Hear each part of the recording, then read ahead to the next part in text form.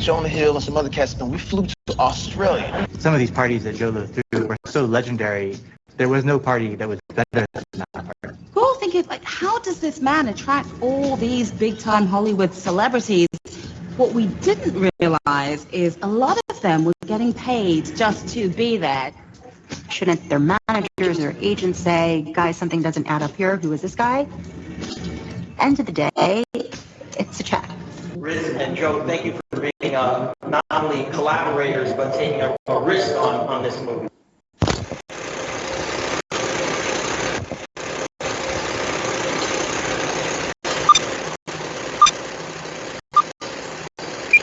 Please subscribe to our channel.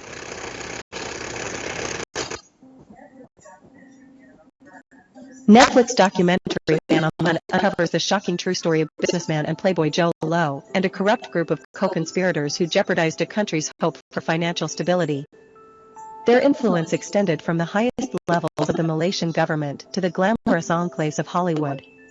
To explain the 1MDB scam and one of the primary accused in the scandal, Najib Abdul Razak, Man on the Run starts with the man's history, which becomes important in understanding his audacity. Najib Razak was born into the distinguished and powerful Razak family, which sometimes drew comparisons with the Kennedy family in the United States. Najib's father, Tun Razak, had also served as the second prime minister of the country, making it almost certain that the son would enter politics as well. Naturally, Najib began a career in politics, climbing to the position of defense. While sovereign wealth funds were a very common matter in wealthy countries like UAE and Qatar, in 2009, Malaysia still did not have enough funds for foreign investments. Therefore, the Malaysian government decided to borrow money for the 1MDB and then invest it globally, which was still a safe and sound financial decision. One of the first joint ventures signed by the fund was with the Saudi Arabian oil company, PetroSaudi, and later on, this very deal was found to be an absolute scam. Headed by a wealthy businessman named Joe Low and backed by Najib Razak, 1MDB started making significant investments in countries like the United Arab Emirates, Qatar, and Saudi Arabia.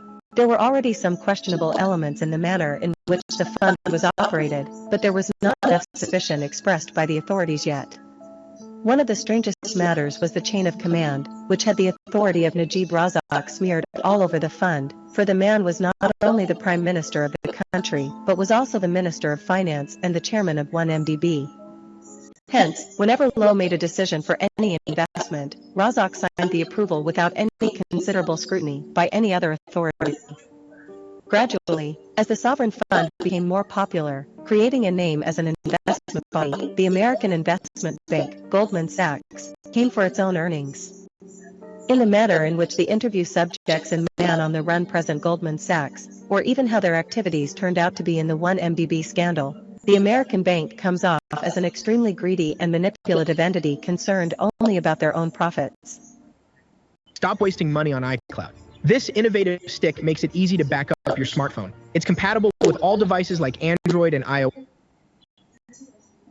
Through two intermediary bankers, Tim Leissner and Roger Ng, Goldman Sachs started working as the banker in the deals made between 1MDB and the foreign firms. Once again, an instant point of suspicion was the amount of commission that Goldman Sachs was reportedly receiving for the deals, which went as high as 10% in some cases, and by 2015, various investigative journalists in the country and in the US, along with Malaysian opposition leaders, started to take note of these discrepancies. The biggest matter of all was the huge amounts of debt that 1MDB had already generated within a span of a few years, and it was only a matter of time before the whole truth unfolded. In 2015, the Wall Street Journal published a report that stated that millions of dollars that were supposed to be in the 1MDB fund had been transferred to Prime Minister Najib Razak's personal account. Gradually, as more investigations by journalists and authorities followed, it was revealed that huge amounts of money belonging to 1MDB and the various deals that they made with foreign trusts and firms had been funneled into the personal accounts of Razak and Joe Low.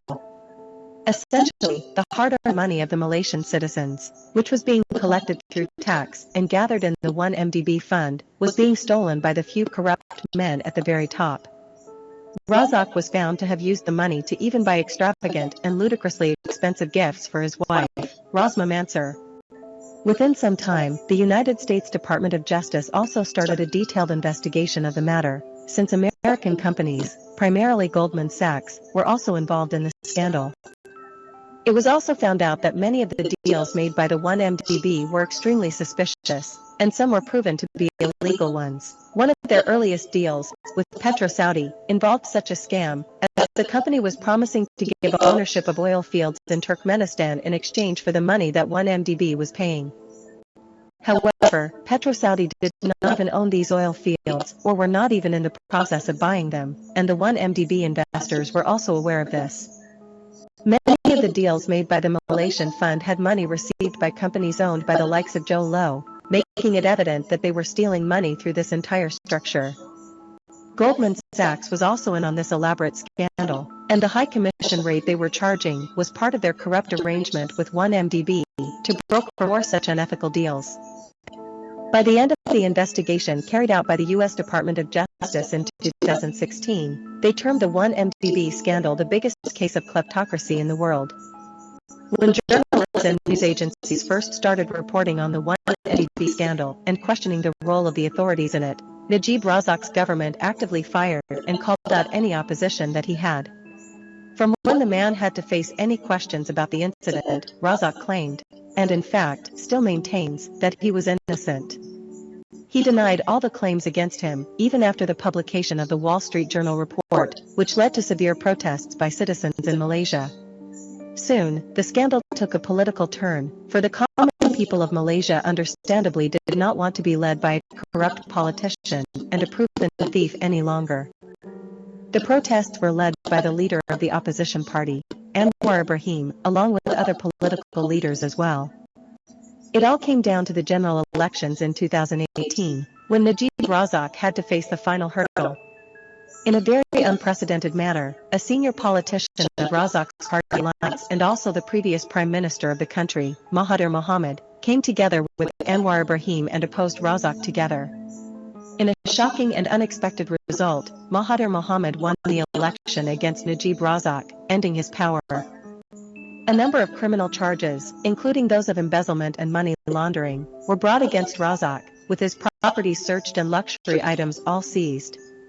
Within a short time, he was found guilty of 7 charges of corruption, and the man was arrested by the police. However, Razak was also granted bail and allowed to remain free after he filed for appeals in the High Court. Najib Razak appears and sits for an interview in Man on the Run 2, where he continues to claim his innocence in the whole scandal.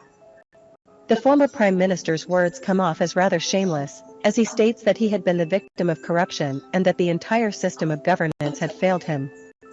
According to Razak, it was entirely Joe Low who had come up with the idea of 1MDB, and it was the businessman who then carried out the whole scam.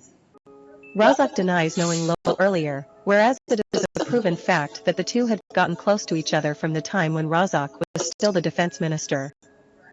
He also claims that Low bribed every other politician and worker in the 1MDB fund to ensure that shady deals were signed, but apparently, he was never aware of the true significance of these deals. In a desperate attempt, the man also tries to push the blame on the chairman of the fund, despite the fact that he himself used to hold the position. Finally, in 2022, Najib Razak lost his appeal in the High Court and was sentenced to 12 years in prison, which he was serving at the time. After numerous scandalous findings against it, including an attempt to influence American elections too, the 1MDB fund was suspended, having garnered around $10 billion of debt that Malaysia has to pay back. Among the others, only the banker Roger Ng was charged with a prison sentence, while Tim Leissner managed to avoid one after helping the authorities in the case. The man mentioned in the very title of the documentary film, Joe Low, is even more elusive now than he was a decade ago, when he first emerged. It is not very clear as to how Joe Low became such a rich businessman or from where he got the wealth, although there are records of him having studied at premier institutions in the West. The man gained prominence because of his extravagant parties and his lavish lifestyle post-2010, when he would book the entirety of expensive clubs and casinos in the U.S., at one time even the Las Vegas Strip, to celebrate achievements. Numerous Hollywood stars, including Leonardo DiCaprio, Jamie Foxx, and celebrities like Paris Hilton and Kim Kardashian attended these parties. It was later found out that all of these celebs were paid for their appearances. And without any doubt, this money came straight from the 1MDB fund. Lowe spent lavishly on his lifestyle and clothes, buying expensive yachts and dating supermodels, for all of which he used the money that he stole from Malaysia's sovereign wealth fund.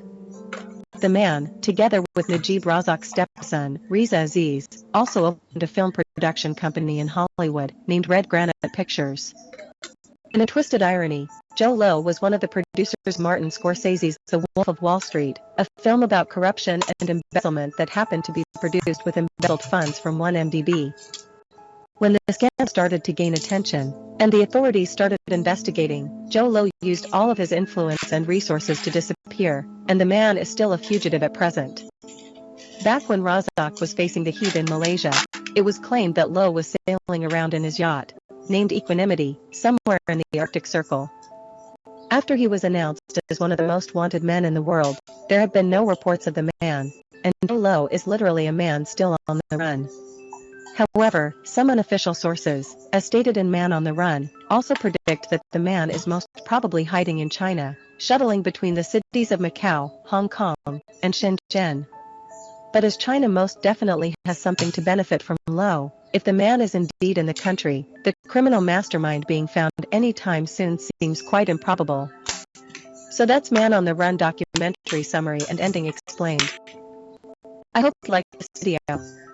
Please leave a comment and subscribe to this channel.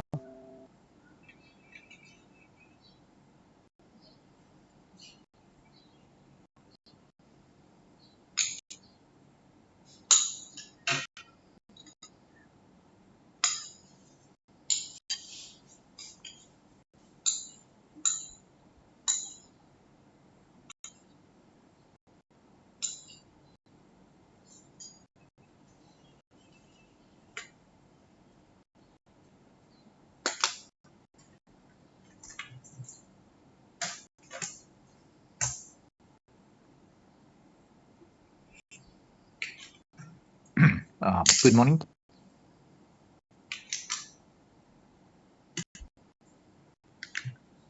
Testing the audio. Can you hear me?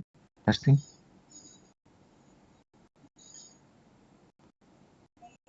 Thanks, sir. Okay. Good morning. So just now, this is one of the documentaries on 1MDB. Actually, there's a Netflix a documentary on this. If you have a Netflix account, you can have a look at it, access it. It's a two-hour program produced by Netflix lah. To give you a brief idea.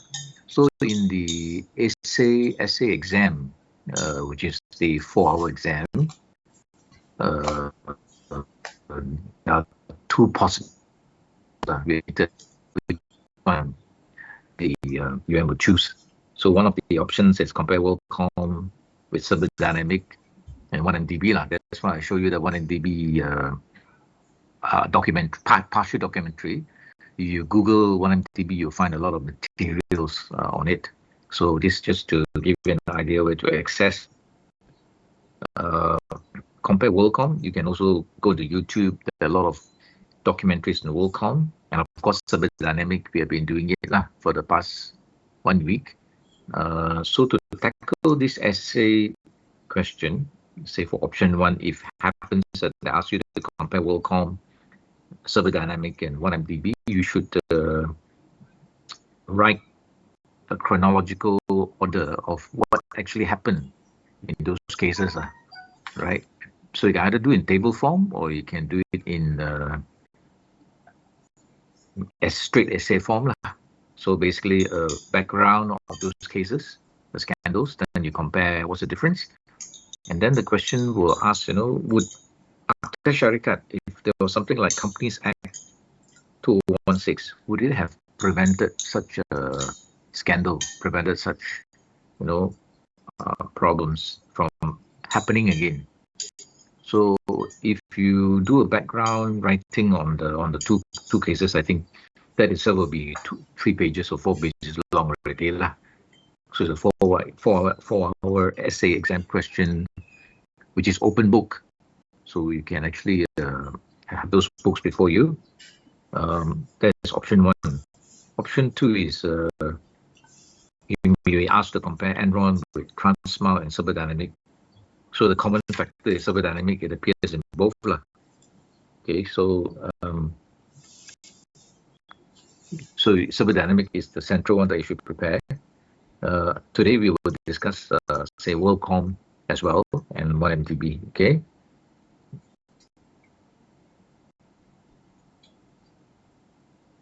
Okay, Nadia Binti Abdul sent out a notice that they got a problem with the assignment. Yeah, I understand one of the members also has grandparent passed away, grandfather. Okay, we will extend it. So to try to submit it by next week. Okay, by next week in the group. My condolences to the student whose grandfather passed away. So there'll be an extension to the assignment until next week Sunday. Yes. Is this implemented to all of the students? Yeah. To be fair so those who have not finished and those who finish also, you can sort of tidy it up. Yeah. So extension until next week. Next week is what date already? The exam is on 14. Okay, so you try to do and submit by next week lah. I think one group submitted the assignment, but I cannot access the video file. So if you can allow me access, I've actually written to the group to put my other email so that I can access the share link. Okay. So the rest of you try to tidy up both the essay, both the assignment and the pembentangan discussion. Sir? Yes.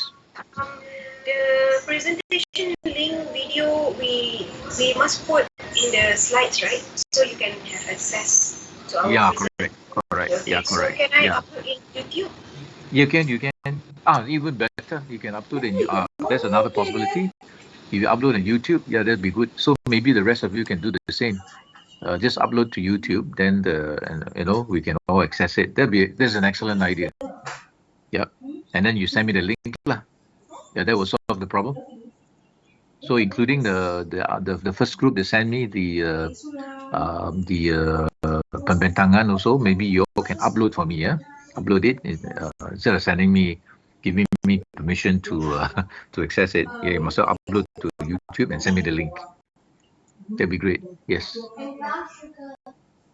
Any other questions?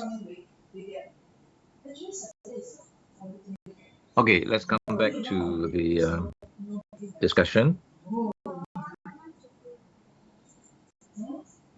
Yeah, one student have to attend the e-invoice seminar. I understand. So anyhow, we will make available the lecture today on YouTube also, so that you won't miss the class. Yeah, e-invoice is a big thing now. Yeah, it's a big thing now. So if actually in your answer to the essay question, you can also mention if e-invoice has come into being during those times. Yeah, if e-invoice was introduced in US and Malaysia, earlier, it could have prevented a lot of the scandals, accounting scandals. You know why? Because a lot of the scandals involve fictitious entries here in the accounting system. So if you have e-invoice, e-invoice means you must key in a lot of parameter. All invoices must be approved by the income tax, validated by the income tax before it is recognized in the system by the government, the tax office, in order for you to also qualify as a tax deduction. So any invoices not been validated by income tax will not be recognized, right? It's not a valid invoice. And in an invoice, there are 52 parameters to fill in. I think compulsory is 20 over parameters. So, for example, tax number, name, IC, and all those things. So it would be very difficult to create fictitious figures to inflate your revenue. For example, Server Dynamic, they inflated the revenue allegedly by creating fictitious invoices.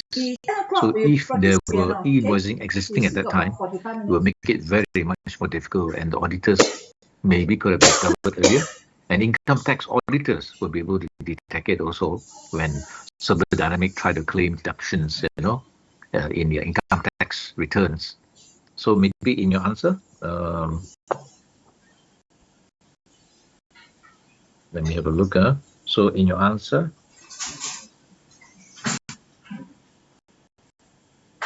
mention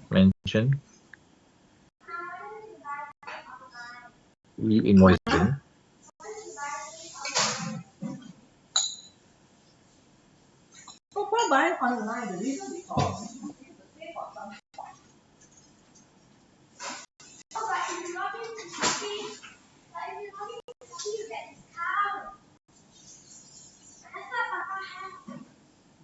Okay, so e-invoicing can prevent accounting fraud.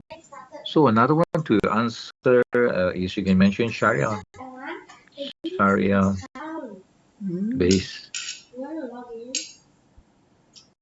banking.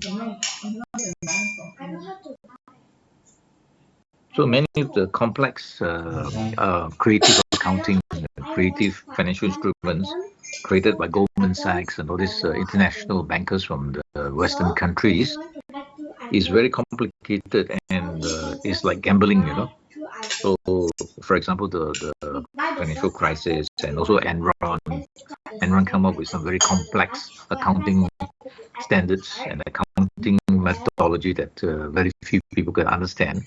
So if they have applied Sharia-based banking, no such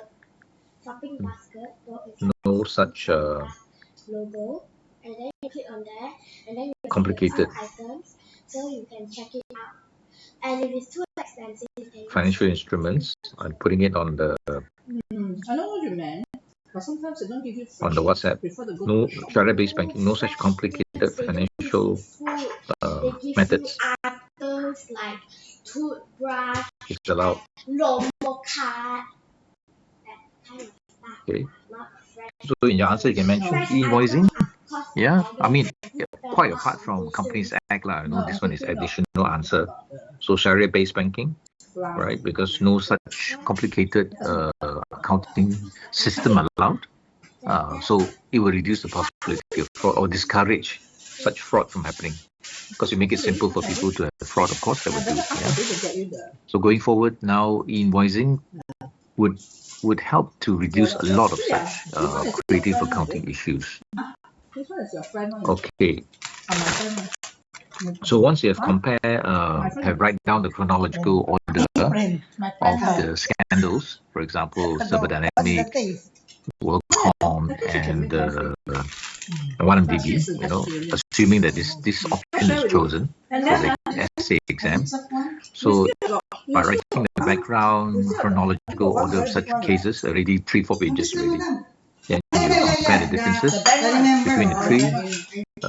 Is number one, WorldCom amount is very big, right? Hundreds of, I think over 100 billion US dollars. Because Malaysia cases is also billion, but in ringgit terms. So in terms of size, WorldCom is much bigger than 1MDB and also Server Dynamic. But the difference is number two is the CEO and the management of WorldCom is severely punished. 20 over years jail, for Bernie Ebbers, the CEO, ex-CEO of WorldCom, and the CFO all kena quite also lah. Whereas for 1MDB is actually a slap in the face for Malaysia corporate governance. They actually got hit with only a summon, okay, with a compound of 3 million, and they walk off. So the Attorney General actually directed the directed the Securities Commission to not prosecute and to issue the compound.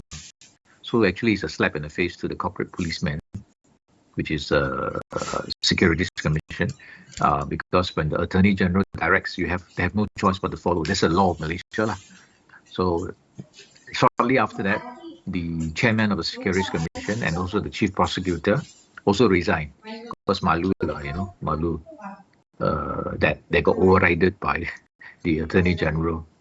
Of course, Malaysia become the laughing stock of the world because it sends a wrong message to the world on corporate governance. Corporate governance means, you punish the wrongdoers severely to show that you mean business, that you want the financial standards and accounting standards and the reliability of financial statements to be in the forefront. So the wrong signal. So Malaysia basically need to reform our legal structure.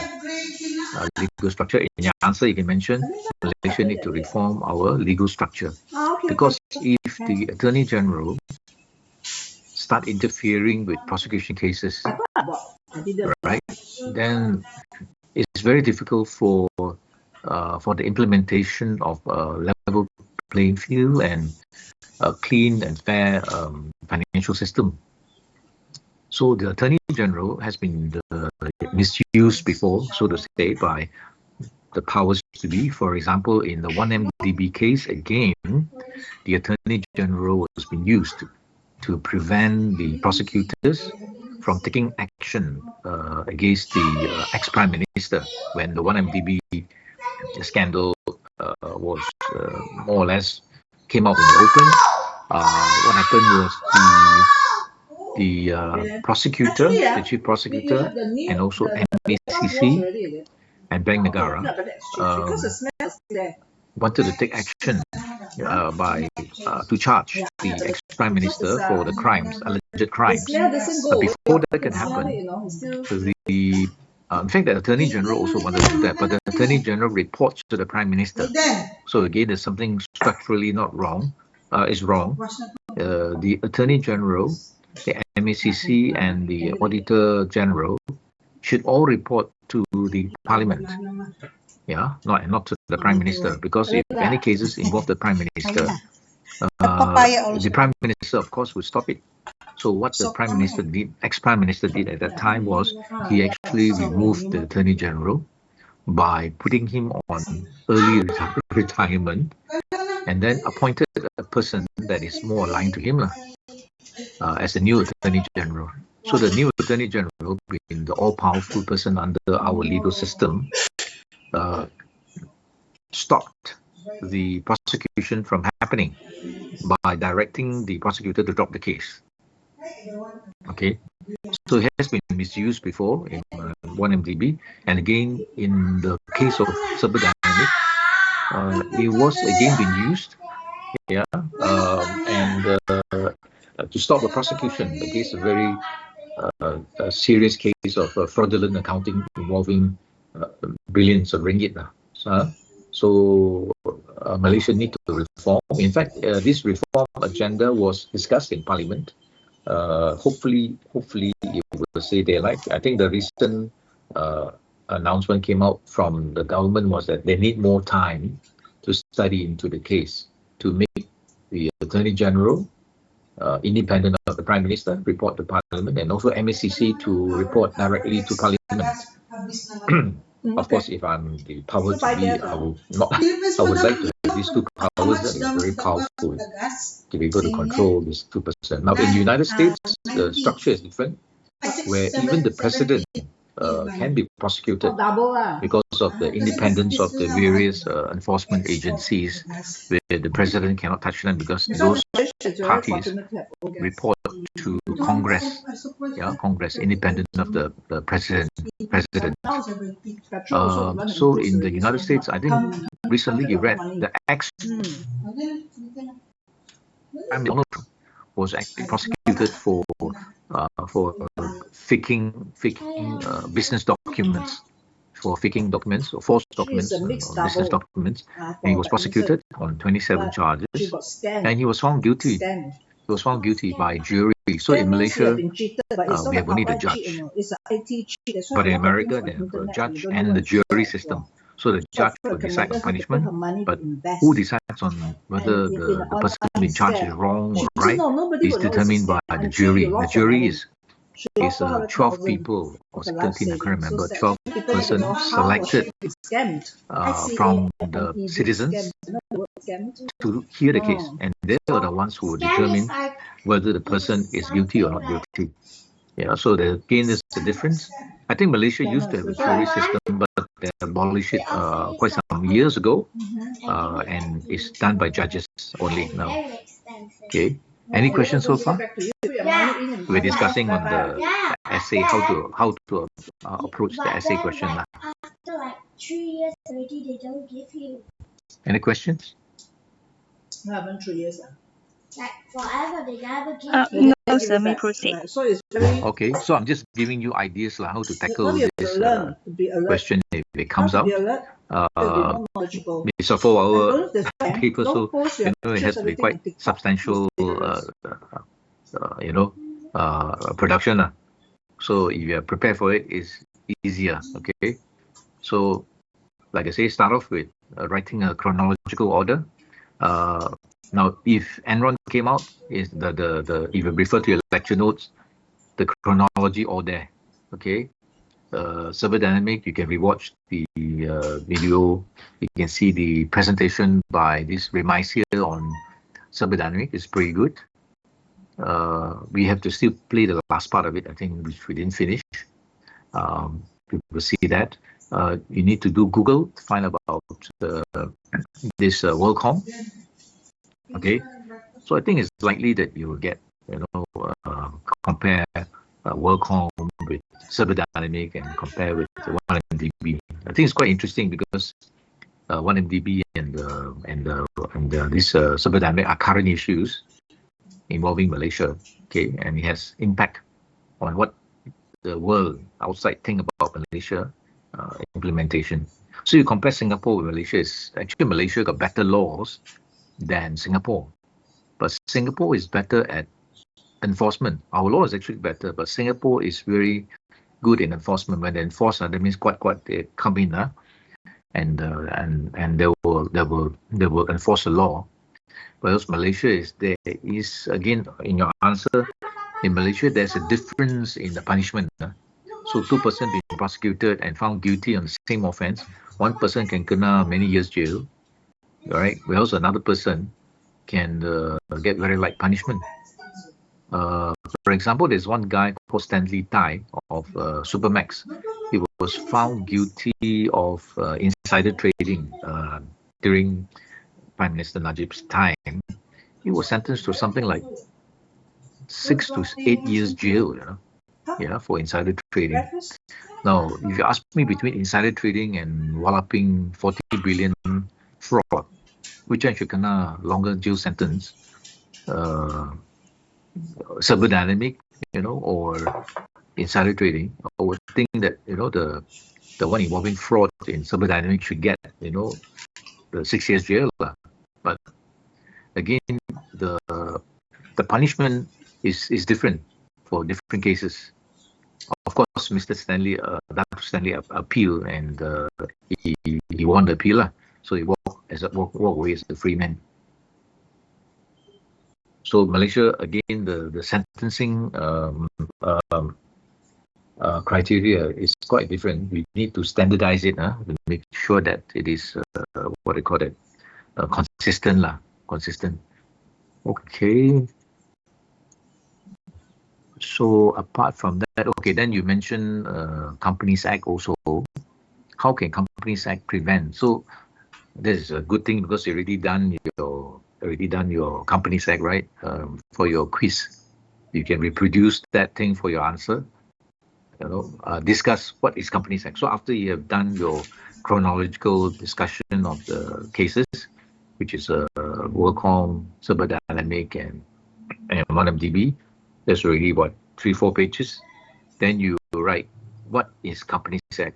in terms of the accounts and the audit, you reproduce that table that you have done, or you reproduce the notes that you've done for that, there will be another, 3-4 pages. Okay. So then you select from the Companies Act, what are the sections that you think would prevent the fraud from happening. So if you sort of have this book, Companies Act, you can actually run through other sections also. Yeah. But you have got a PDF. Don't buy the book if you don't need to. Actually, it's not very expensive. Like, you can buy this at it's 45 ringgit, by the way, 45 ringgit if you want to. Or you can rely on the soft copy I sent to you lah, either in Bahasa. Somebody asked whether you can do your assignment in Bahasa or English. Boleh buat in Bahasa juga. Okay. And also the pemandangan you can do in Bahasa if you wish to lah. So you can refer to this. What section in Companies Act in your further answer could prevent these frauds from happening? Okay, for example, in 1MDB case, Companies Act require auditors to go through the accounts, right? Agree? Listing rule requires also internal auditors. So in your answer, you should mention about external auditors, internal auditors, and also Auditor General, right? So in Akta Syarikat, it requires external auditor to go through the accounts. So 1MDB, also in terms of serba dynamic, and also in terms of Enron in their country, US, they all require it to be audited. So the auditors, if they do the job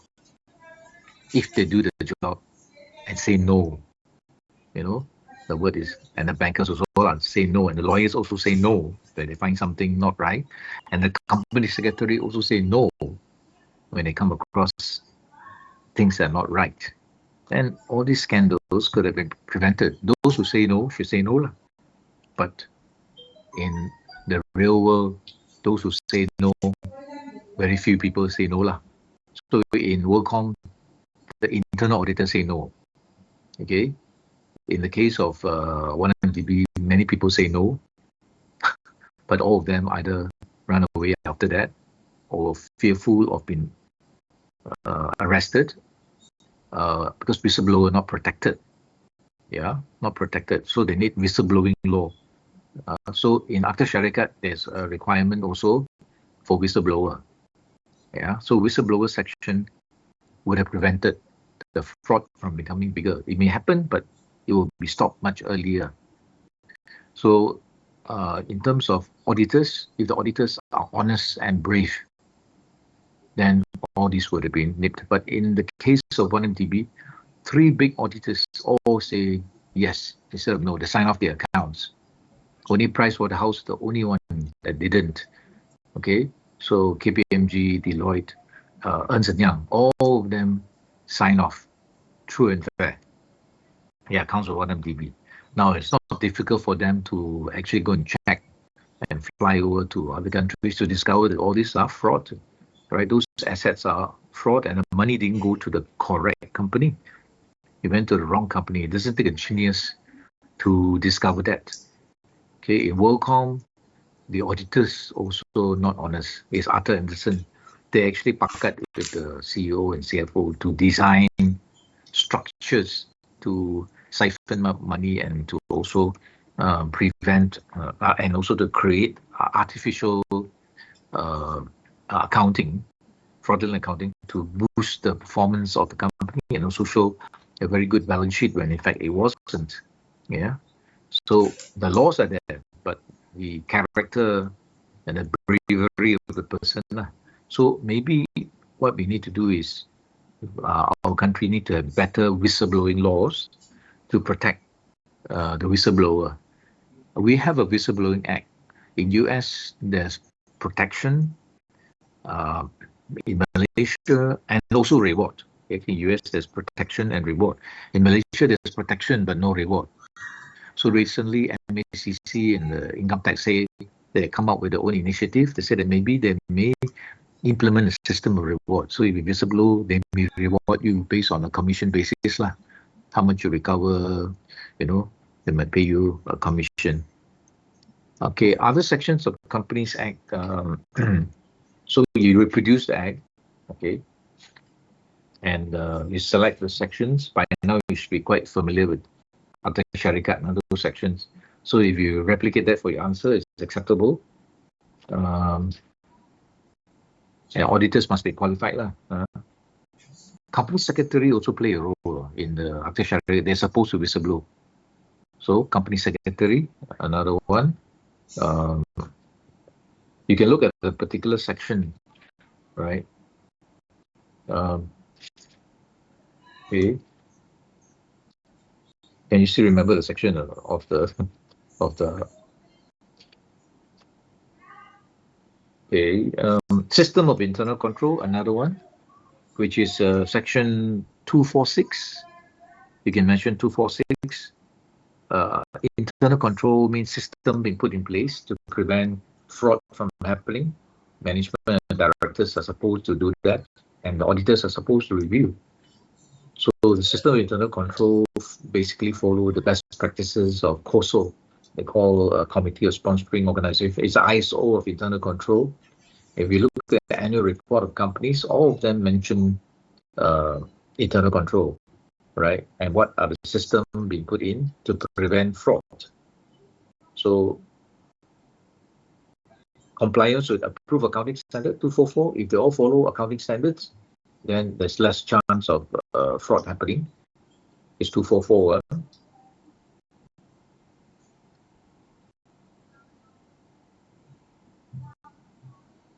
Then you've got how the auditors are appointed. They cannot be removed unless the shareholder call for meeting. And the auditors are supposed to attend the AGM so that there can be questions on them. And then auditors cannot be sued for defamation, which Cyber Dynamic say they're going to try and sue them for damages. They're testing the Companies Act.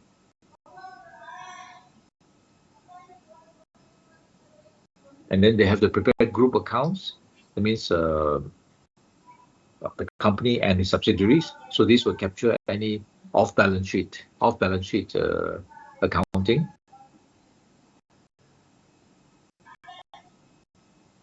So apart from that, you can also read other sections of Companies Act if you run through. Apart from the accounting and auditing section, there's also other section to do with insolvency. What happens when a company goes insolvent? Directors under 196. Yeah. The directors not supposed to have conflict of interest. Anything that involves them and the secret commission and secret contracts, they have to disclose. It is under, you run through the PDF copy, under directors. Then function directors duty under section 225, prohibition of loans to person connected with directors. So in WorldCom case, the company actually lent hundreds of millions of US dollar to the CEO. So this is under Akta Syarikat. It should not be allowed. Conflict of interest situation are not allowed under Companies Act. So in the section 2,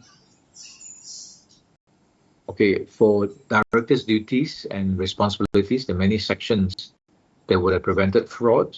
For example, there's duties and responsibilities of directors. You have prohibition against improper use of property and positions of assets. General duty to make disclosure, so directors are supposed to be opened.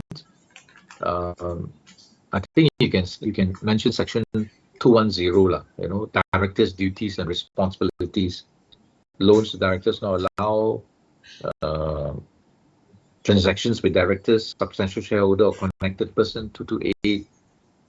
Approval for fees of directors to prevent themselves from paying themselves too much.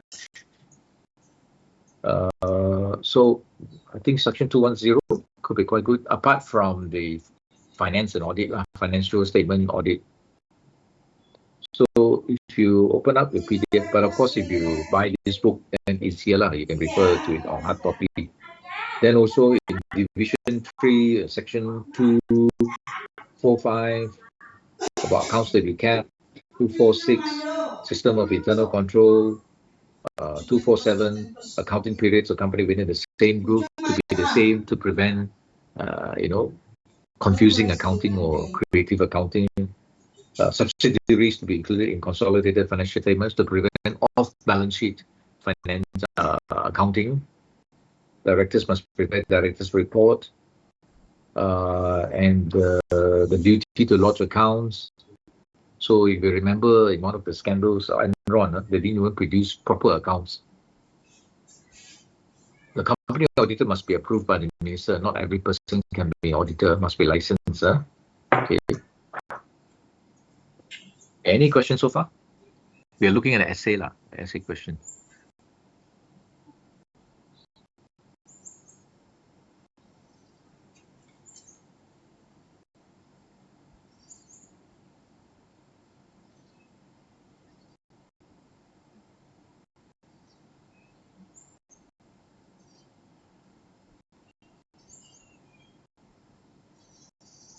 Okay, can you see this?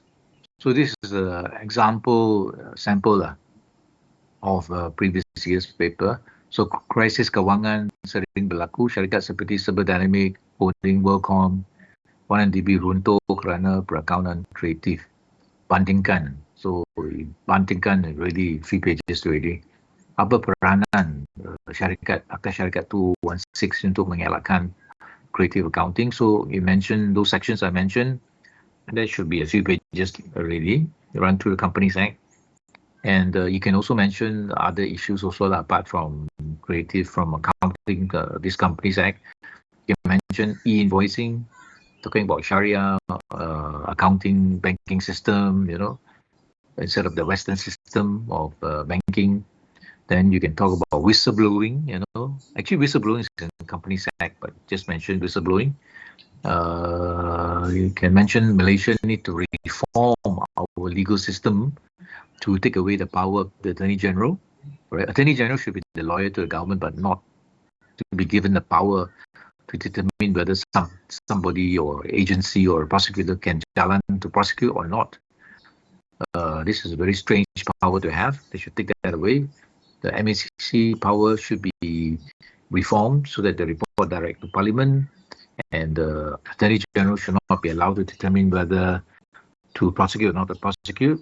The power should be given back to the prosecutors, right? Given back to the SC, to the MACC, for them to refer the matter to the public prosecutor. And the public prosecutor office, the prosecutor office should report directly to the Parliament rather than report back to the Attorney General. Okay. So you got 244, you got 245, 246, 247, etc. lah. Okay, just example. So also namakan section dalam Akta Syarikat yang memerlukan syarikat mempunyai sistem kawalan dalam yang betul is 246 lah, right? I think it's 246. You look at your Akta 246. Then what is the power of the auditors in Akta Syarikat?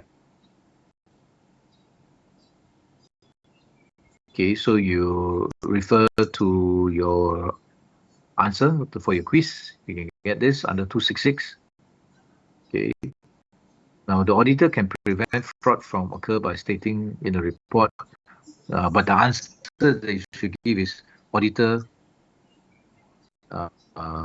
cannot prevent all the fraud. Okay, auditor cannot prevent all the fraud because there can be collusion between the management and directors and senior management, and it's very difficult to find out. The fraud can be very deep. So what in DB case is the auditor wrong? I think so lah. The auditors never say no, and they're supposed to say no because they're very scared. So they all sign off. we all sign off. But they never dreamed that the prime minister can become ex-prime minister. So when that happened, all this surfaced out lah.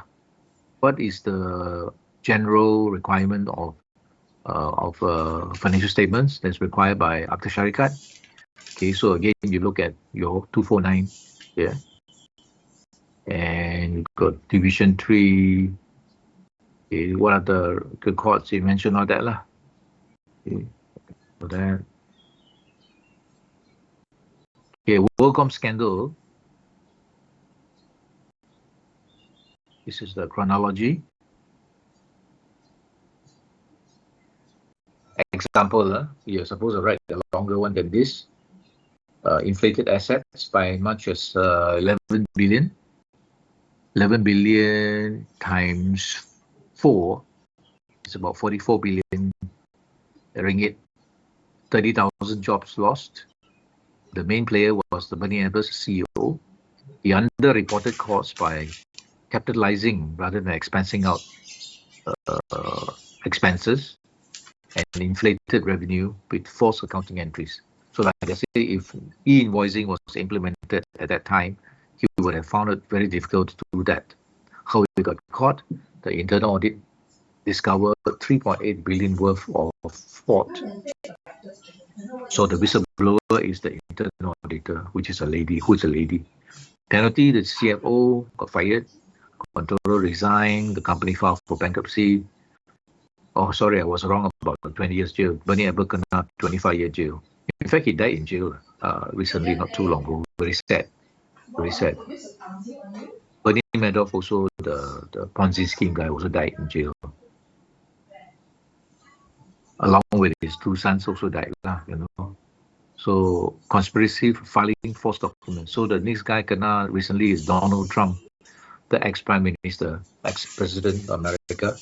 He also kena been charged, and he was actually found guilty. You know, he's now going to appeal. He's going to appeal to the court. That will take some time before it be heard again. So because of the scandal, the Congress passed the Sarbanes-Oxley Act, okay, which regulates all this accounting, whistleblowing, and auditors lah. So Malaysia also followed. Malaysia implemented Capital Market Service Act, CMSA 207, that mimics the Sarbanes-Oxley Act. So Cyberdynamic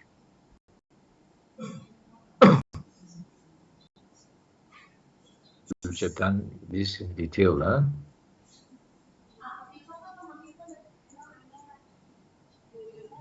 Okay, now go and watch. I think we didn't finish the Cyberdynamic case. Okay, we will watch the balance of it. Any questions so far before I switch on to the video? Maybe we should see the balance of it first.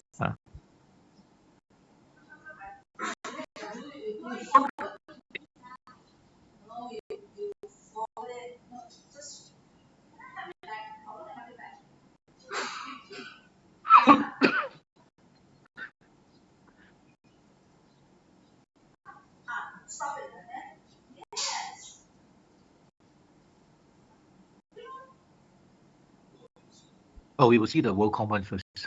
Okay, we see the WorldCom one first. Because WorldCom is one of the companies here supposed to compare like if that set particular set comes out.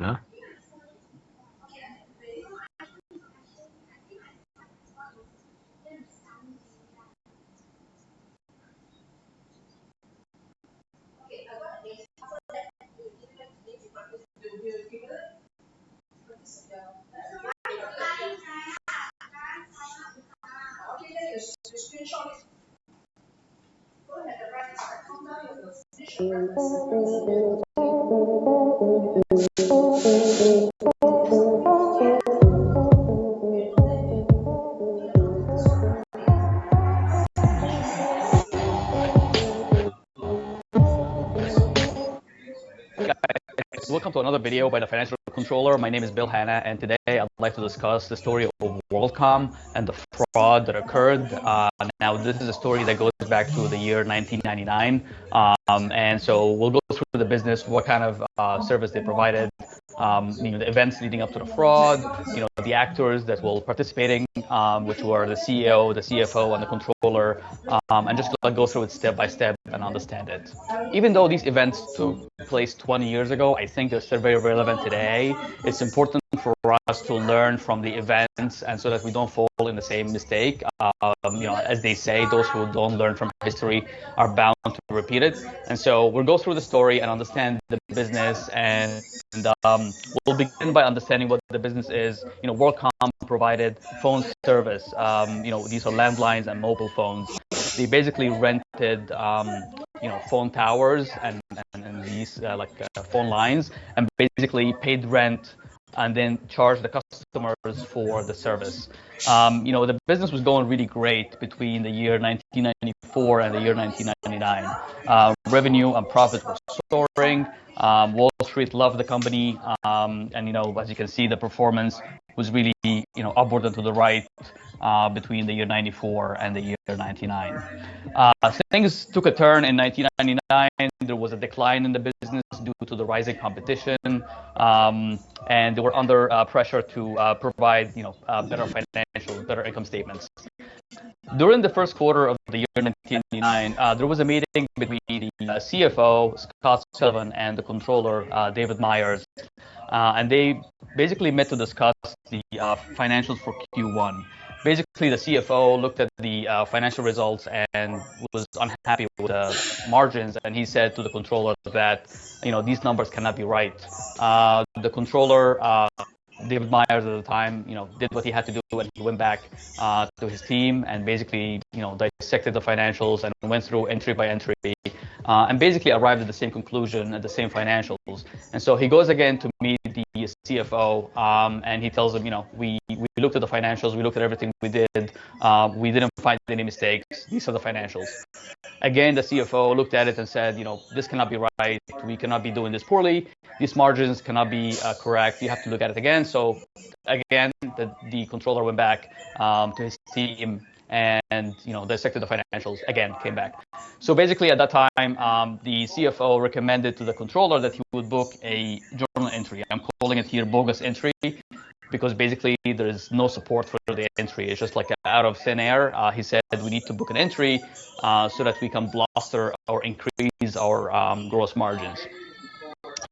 Basically, the controller, was very reluctant to accept that, but he agreed because he thought that the CFO knows the business more than he does, and just because of the conviction the CFO had, and that the margins cannot be right, the controller reluctantly agreed to book the journal entry, thinking that maybe in the subsequent quarter, in the second quarter, he can then figure out what went wrong and fix it, and go forward from there. But again, Q2 comes around.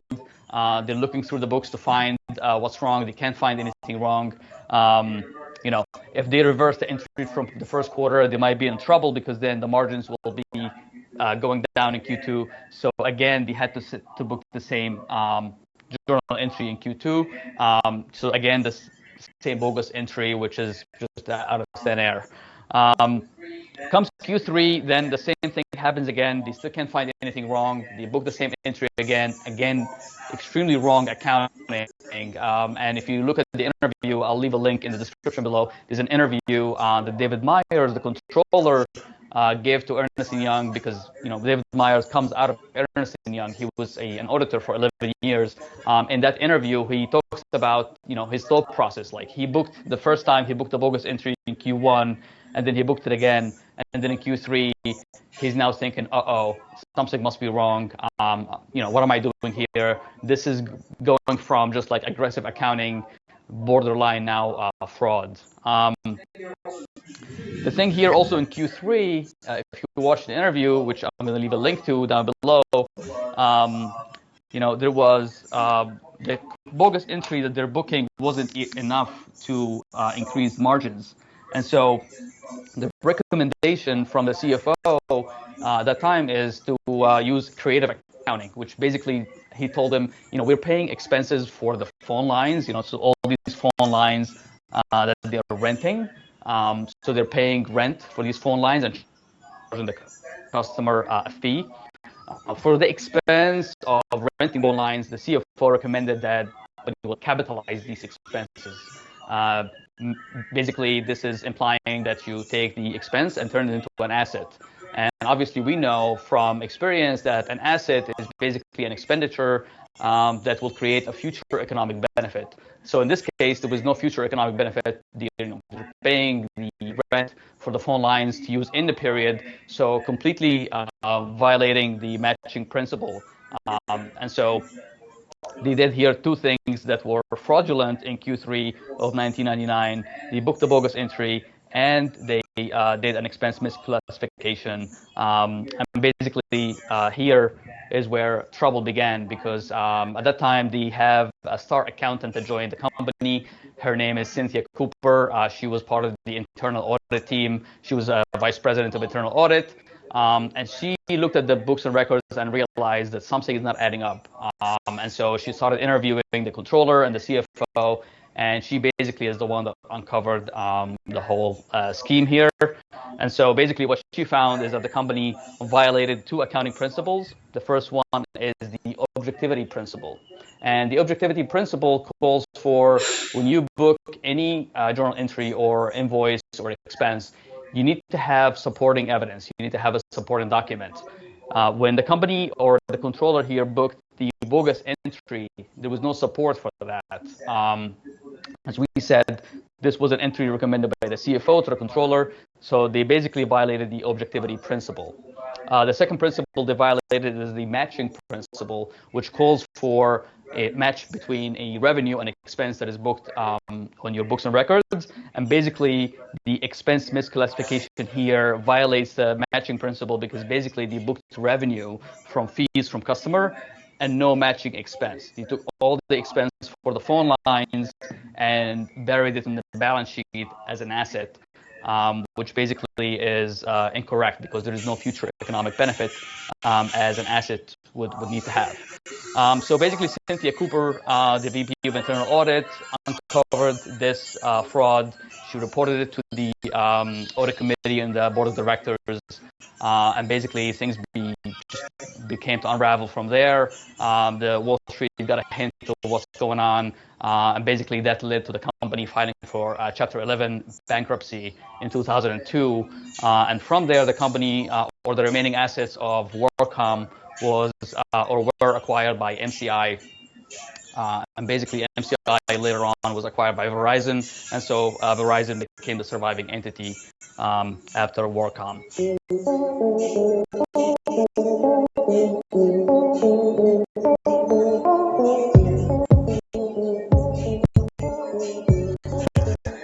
So there it is. This is WorldCom. Again, we share these stories so that you can learn from it. Personally, as a controller, what I learned from this is that whenever I'm in doubt, whenever there's a question on the integrity or a question on a booking that I'm making or a journal entry, seek the counsel of someone that you trust.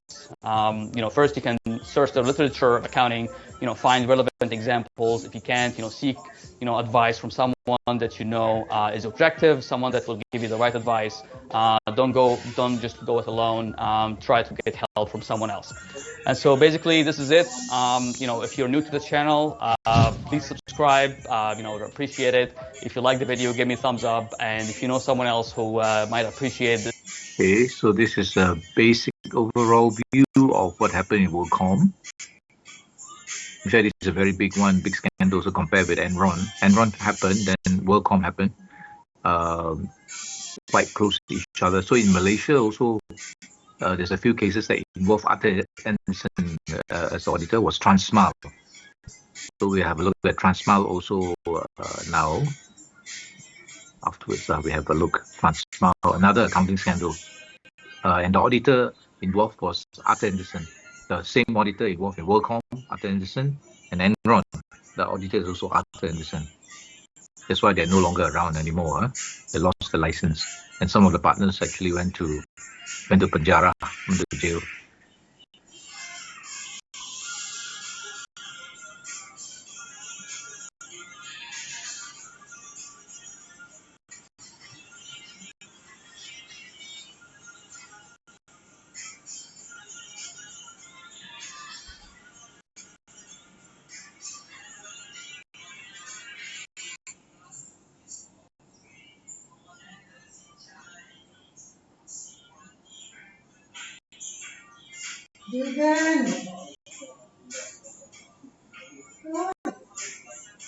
Assalamualaikum warahmatullahi wabarakatuh and fellow classmates.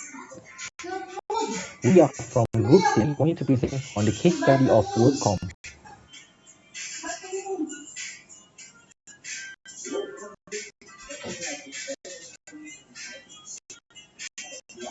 WorldCom and one of the largest companies that has internet data traffic worldwide. With its high-quality services provided, WorldCom managed to operate in more than 65 countries and had network facilities in 21 countries throughout Europe, North and South America, as well as the Asia-Pacific region. WorldCom was first known as Long-Distance Discount Service, which were invested by Bernard Abbas, which eventually became the Chief Executive Officer of WorldCom in 1995. Later, WorldCom managed to acquire 65 companies.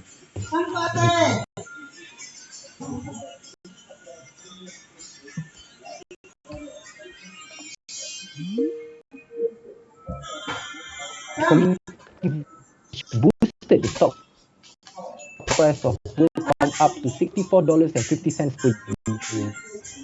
However, WorldCom's successful lasted until they US regulator blocked the merger and US Securities and Exchange Commission requested information of accounting procedures.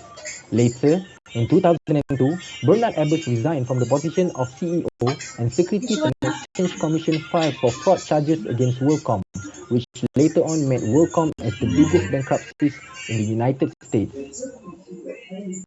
The first issue that can be seen in this case is the ineffectiveness of the top management in managing the company.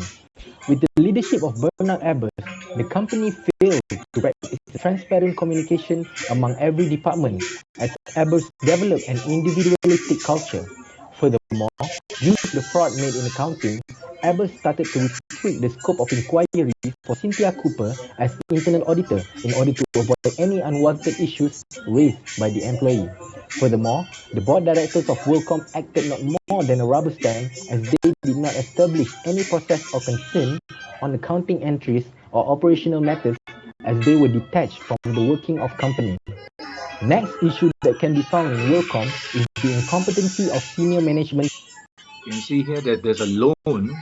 Company made loans to senior executives, including Bernie Abbas, that runs into hundreds of millions of US dollars. So if Company Act was in place, this would have been stopped, yeah, because this is not allowed under Akta Syarikat 2016, loan to senior executive and also of course the CEO, and make false entries to mislead public on finances. This one also Akta Syarikat, okay, and of course we cannot do anything about that. The external audit team is actually dishonest, so the goalkeeper is dishonest. So you must punish this fella lah when when the whole thing blow up. And corporate governance, remember MCCG 2021, MCCG Malaysian Code and Corporate Governance. They're talking about collective board involvement, yeah. Talking about balanced board, talking about effective risk management and audit, and talking about meaningful engagement with the corporate reporting. So maybe you should mention that Malaysian Code of Corporate Governance can also help to prevent this fraud from happening. Apart from Akta Syarikat lah, 2016. During the time, WorldCom had already loaned Bernard Ebbers up to $400 million and he used it to pay off his personal liabilities, which were secured by his WorldCom stocks. In 2000, when the stocks started to decline, the senior executive refused Ebbers from selling his shares as to their knowledge it would depress the stock price and further indicate a lack of confidence towards the future of WorldCom to the investors. With this, it indicates that large loans to senior executives could raise conflict of interest and breach of fiduciary duty, according to Moberg B in 2003. In addition, Scott Sullivan, the chief financial officer for WorldCom, also had himself directed the staff to make false entries in order to mislead the public on the finances of WorldCom. The last issue that can be found in WorldCom is the inefficiency of external auditor. The external auditor during the time of Bernard Ebbers was Arthur Anderson, who was responsible for endorsing the accounting irregularities of WorldCom. This happened due to the close relationship between the company and the auditor, which resulted in auditors did not report the fraud of WorldCom to the public. The audit team of Anderson also took the initiative as they identified WorldCom as moderate risk client instead of high risk client and reported to the audit committee that there are no irregularities in the financial position of WorldCom. The first discussion question is what should be done by the auditors of the company to expose frauds and irregularities in the company. The discussion objective is to identify the roles and So this one can also be used for your answer in your essay. I think it's quite good points that this group has raised lah. You can use this also.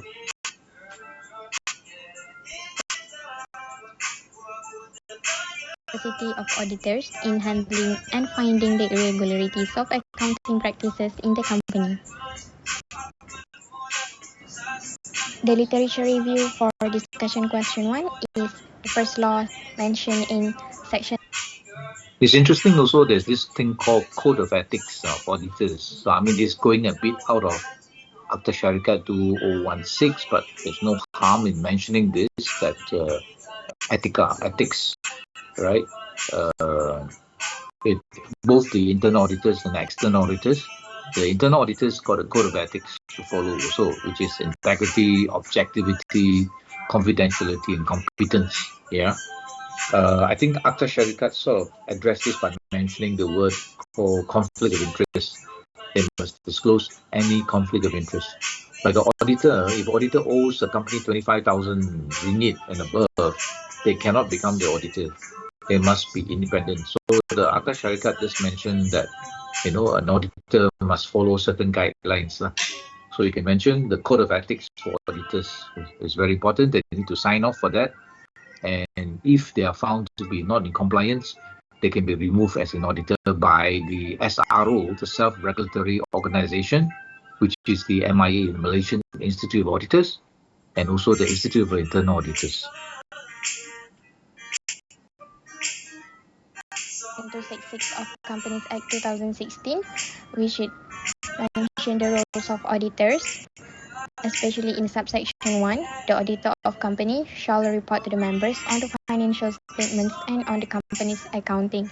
The second one is Code of Ethics by Institute of Internal Auditors, which it mentioned for Code of Ethics, which is integrity, objectivity, confidentiality, and also competency. The third one is importance of the accounting principles, where it mentioned that corporations, non-profits, and government entities must prepare financial statements according to FESB, GAAP, and also AICPE. The fourth one is about the integrity and responsibility of auditors in the company in exposing frauds. The auditor should assess the risk of misstatement in the financial statements due to fraud or any mistake, and the auditors should inquire about any fraud or major error that has been found from the audited entity's management.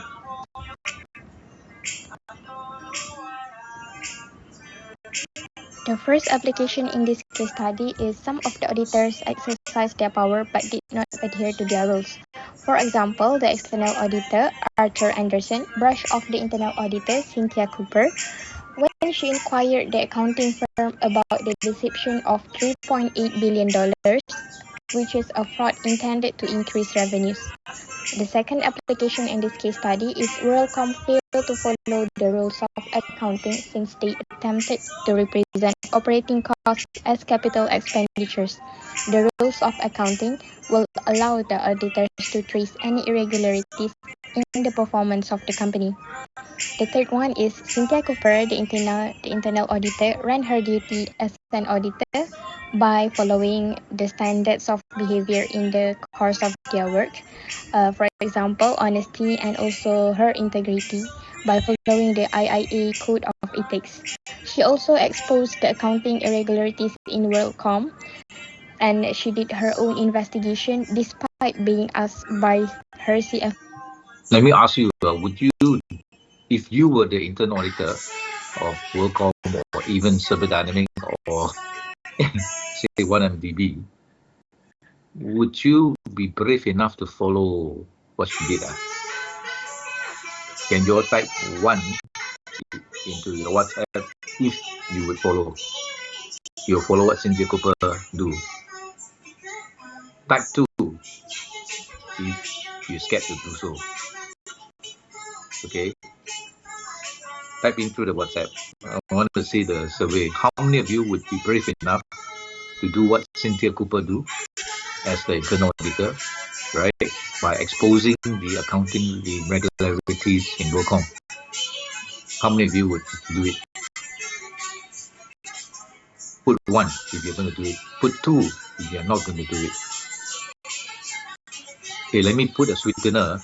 If you be paid US $1 million for doing this, the government will pay you $1 million US.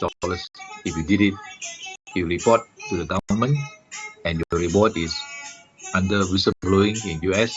They reward you lah. They pay you $1 million US. How many will do it? Put 1, yes.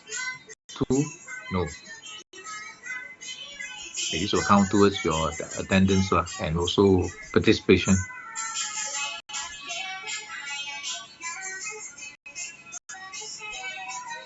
In US, you can be paid some kind of compensation. So say I set it at 1 million US. How many of you would do it? 1. And how many wouldn't do it? 2.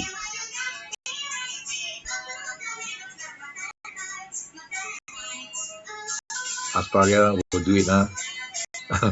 Regina, if provide reward 1, yes. Okay, I'm waiting for the reply for the others. I want to see doing a survey in the actual situation. How many of you will do it? I think without money, without reward, it'll be all 2 lah. But now quite good, you know. Shivan also, yes, I'll do it. Duratun will do it. Okay, if you're not going to do it, you put 2 lah.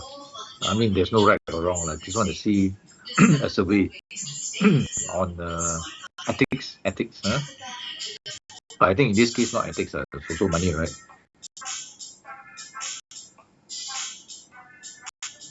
Another consideration for Cynthia Cooper, will you ever get another job after this? Will you ever get another job after this? I think your newspaper come out, your face in the press, you know, headlines everywhere. Students studying about you years later. Cynthia Cooper being the whistleblower, you know, on WorldCom. Do you think she will ever get another job with another listed company?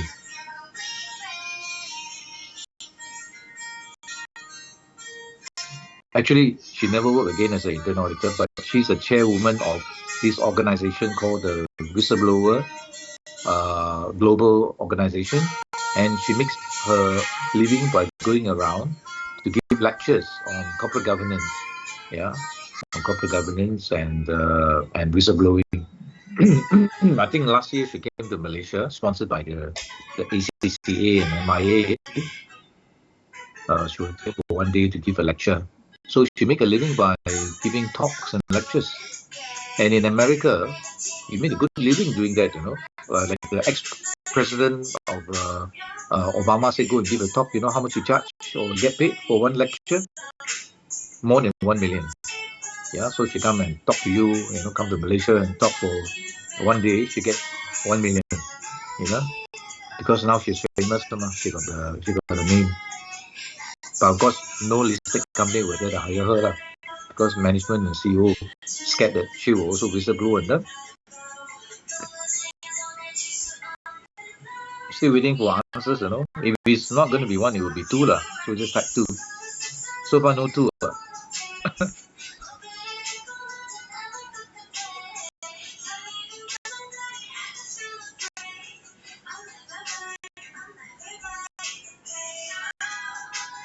Okay, those who type one, aren't you afraid, if it's in Malaysia, aren't you afraid of bodily harm? I mean, you read about the footballer who gonna spill acid on his face, you know. A few years ago, a securities commission officer, a girl, a lady, I'm not sure lah, she also got splashed with acid, you know, for carrying on investigation. And of course, in the one NDP case, there were some alleged murders lah, you know. A prosecutor was found in a oil drum filled with cement at the bottom of a river. I'm not saying he's murdered for that case, but allegedly many people suspect he's connected with the case lah. Okay. So if you get a reward, okay, but you got to also consider, do you need to hire bodyguard after that or not? There was one case of an internal auditor, Malaysian internal auditor called Jalil Ibrahim. He was murdered when he went to Hong Kong on the instruction of the Bank Bumi Malaysia to go to investigate Bank Bumi Putra Finance in Hong Kong for making fraud connected, namely the Kian Group. He was found murdered in a banana plantation in Hong Kong. He was strangled with a rope. Yeah, his name was Jalil Ibrahim. That happened a long time ago. I think even before you guys were born. And that was a very sad case because he was a very hardworking guy, internal auditor. But he was in the wrong place and wrong time, and the other bodyguard. So he was killed. And guess who was involved? Actually, his boss was involved. The chairman himself, the chairman of the bank, was involved in a fraudulent loan.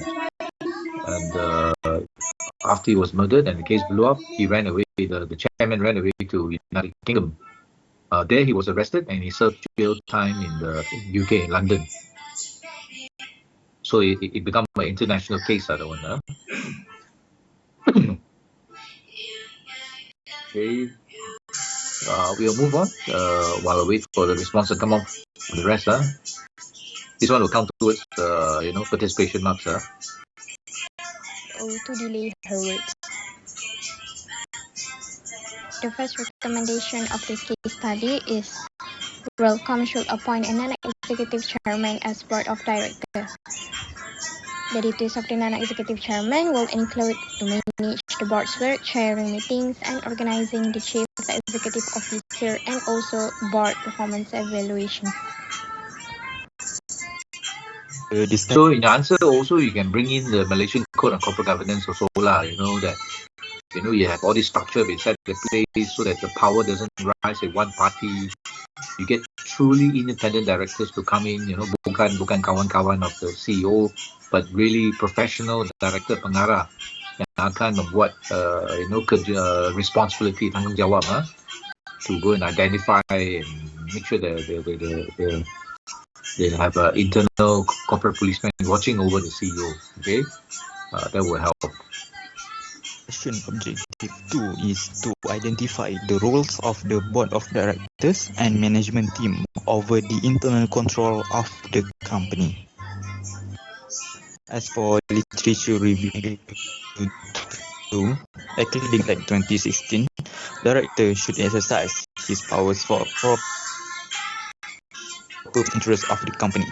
In brief, director's focus and action must be for the sake of the company. And if we refer to practice 1.1 MCCG 2021, it indicated that board should set the strategic aims of the company, ensure efficient usage of resources, and review management performance. Based on practice 1.1, the roles of board are not limited to monitoring and reviewing company's performance, but it involves directly in driving the company's success. Based on research paper made by Hillman and Daziel in 2003, it is crystal clear that apart from functioning as monitor, bots also have service role encompassing resource and strategy roles. Resource role is where the bots function to bring in resources that might not otherwise be available. This can be expertise, experience, and skills, and in form of external resources like connections or abilities of the directors. And for strategy role, it defines in which directors become active participants in strategy development. This is according to Scarius and El Nahla in 2020. In the application to case study 2, the first one is bots policy granting huge chunks of loans to the boards of directors authorized loans amounting to 341 million US dollar. The large loans to a senior executive created conflict of interest and breach of fiduciary duties. Analyzing this loan as unethical and commonly sweetheart deals as it involving low interest rates. In these loans, WorldCom charged Airbus slightly more than 2%, which is a rate below that available to average borrowers. WorldCom also faced issue with board composition, which consisted of best friends to the CEO, Bernard Airbus. In 2001, the non-executive directors comprised more than 50% of WorldCom's board of directors, also known as professional boards. According to Dion and Tricky in 2005, and NEDs are superior in monitoring a company since their careers do not depend on the firm's CEO. They feel superior to express contradictory opinions against the CEO. However, this was not the case in WorldCom because these NEDs were not fully independent. They were best friends of the CEO, Bernard Airbus, and executives from companies previously acquired by WorldCom. This was seemed to be very loyal to Airbus and in turn received multiple perks, including millions of dollars in WorldCom stock, company's private jet, and financial support to various individual projects. The reason why WorldCom letting this issue slide was because they have the absence of nomination committee. Now let's move on to the recommendation. To begin with, establish nomination committee. This will help in substantially repeal the power of CEO in selecting new directors, like what happened in WorldCom. This is because the composition of this nomination committee will be comprises exclusively of non-executive directors that will create a majority whom must be independent. This is in line with MCCG 2021. And furthermore, the board committee must be independent in the true sense. In WorldCom, although the non-executive directors are named after the independent directors, but they are actually not. This is because they are the best friends to Bernard Airbus, the CEO of WorldCom. The independent are just on the paper, but they are not in reality independent. Thus, this issue must be addressed by WorldCom. They must appoint a truly independent NEDs, as these independent NEDs will comprise the board committee and guarantee the transparency of board committee in WorldCom.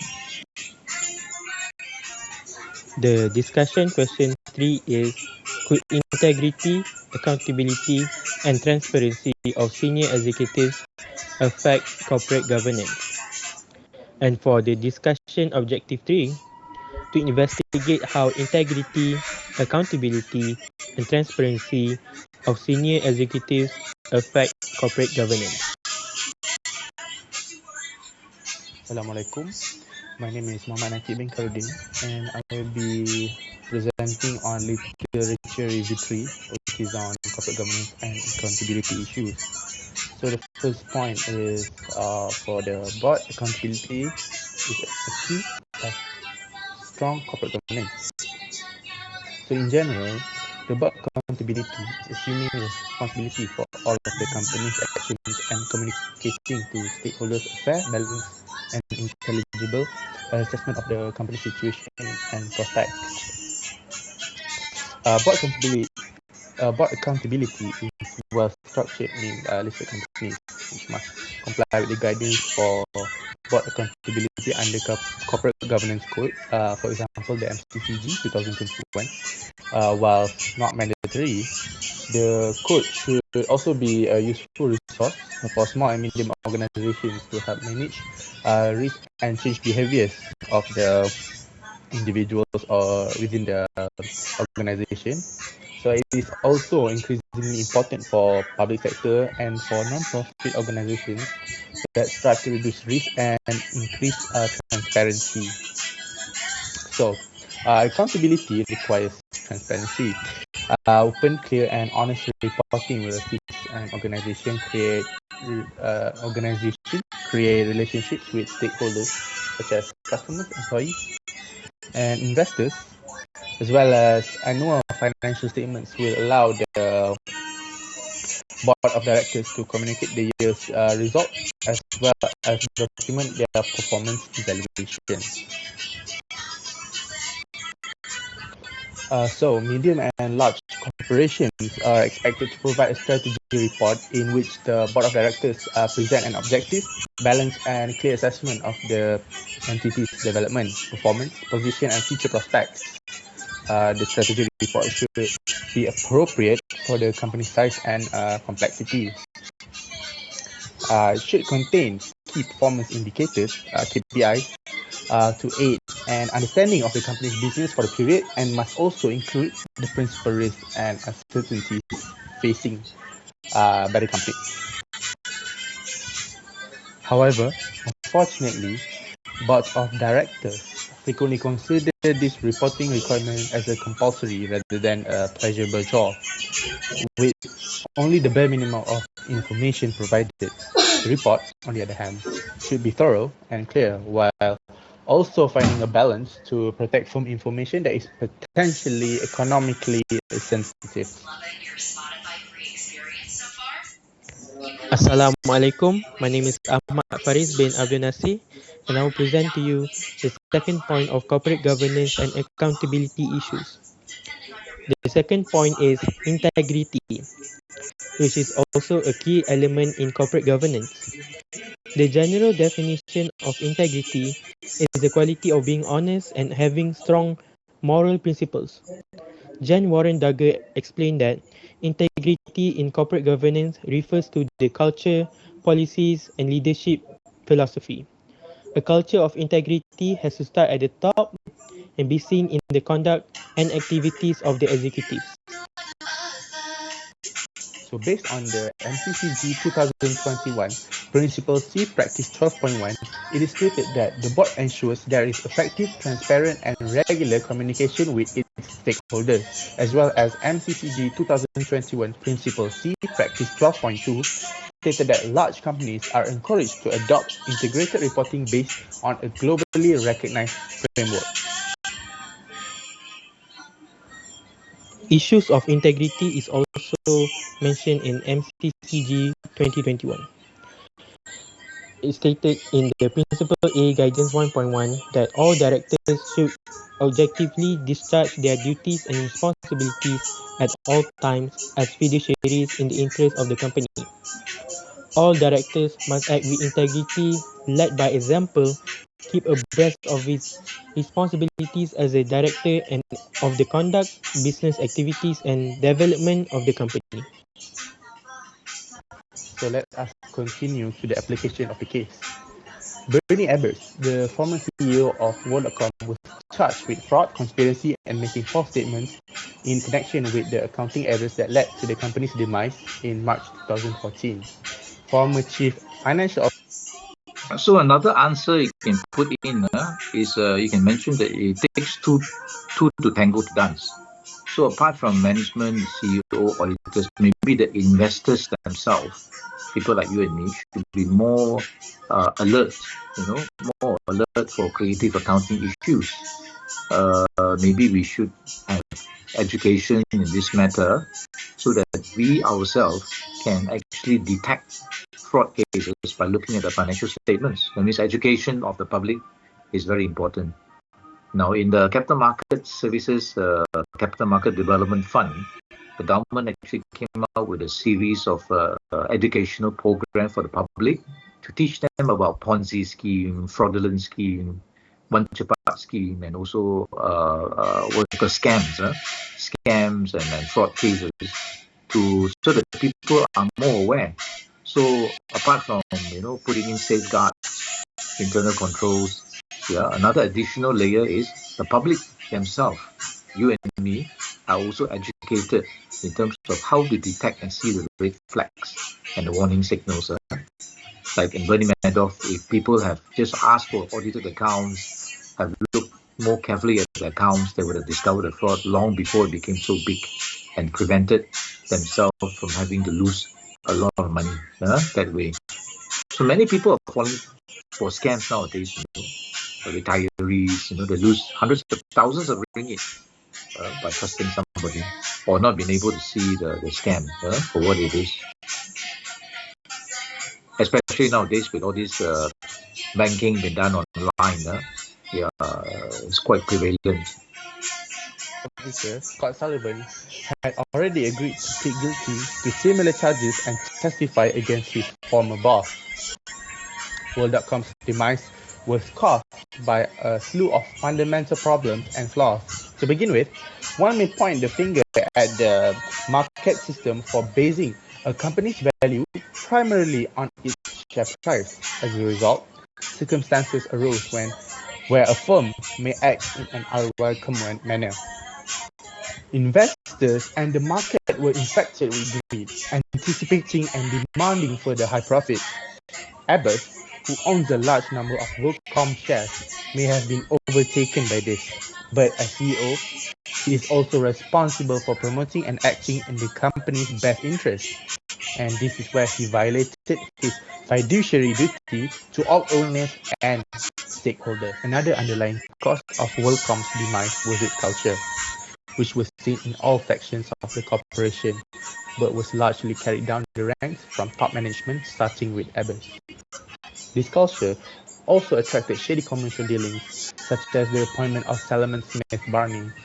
Only after allocating huge quantities of shares in a planned IPO to the executives, which might be regarded as a bribe, only then did Smith Barney become and retain WorldCom's investment banker. The audit committee and the rest of the board not only failed to resist Abbas and his CFO, Scott Sullivan, but they also provided substantial loans to Abbas and others. As a result, Abbas was free to pursue other interests, including forming and running other businesses with the help. Do you know what is the qualification of Bernie Abbas, the WorldCom, the CEO? Do you know what his qualification is? You think he's an MBA graduate with accounting background or Masters of Business Administration or PhD or something, like in Enron, the chairman has a PhD in economics. Yeah. However, in the case of Bernie Abbas, his main qualification, Bernie Abbas never really go to school or studied at the university. His main profession before he became CEO he was a basketball coach. Can you beat that? He was a basketball coach. He's a very tall guy, very handsome guy. He can be an actor actually. He plays basketball. In the United States, if you play basketball, you can get scholarships, to go to colleges and so on. So he is a very good basketball player, and basically he's very charismatic. He's able to talk very well, speak very well. So he got into the position of CEO because of his personality, not because of his qualifications. So he became CEO, and I guess he runs the company like a basketball coach, I guess, speech and what they call that, playing by team spirit, but in a illegal way, So it's very strange that the CEO of a big company whose qualification is actually a basketball coach. But there are also many cases where the CEO reportedly has PhDs and MBAs or went to Harvard, but on further investigation, they found that actually those qualifications were fake.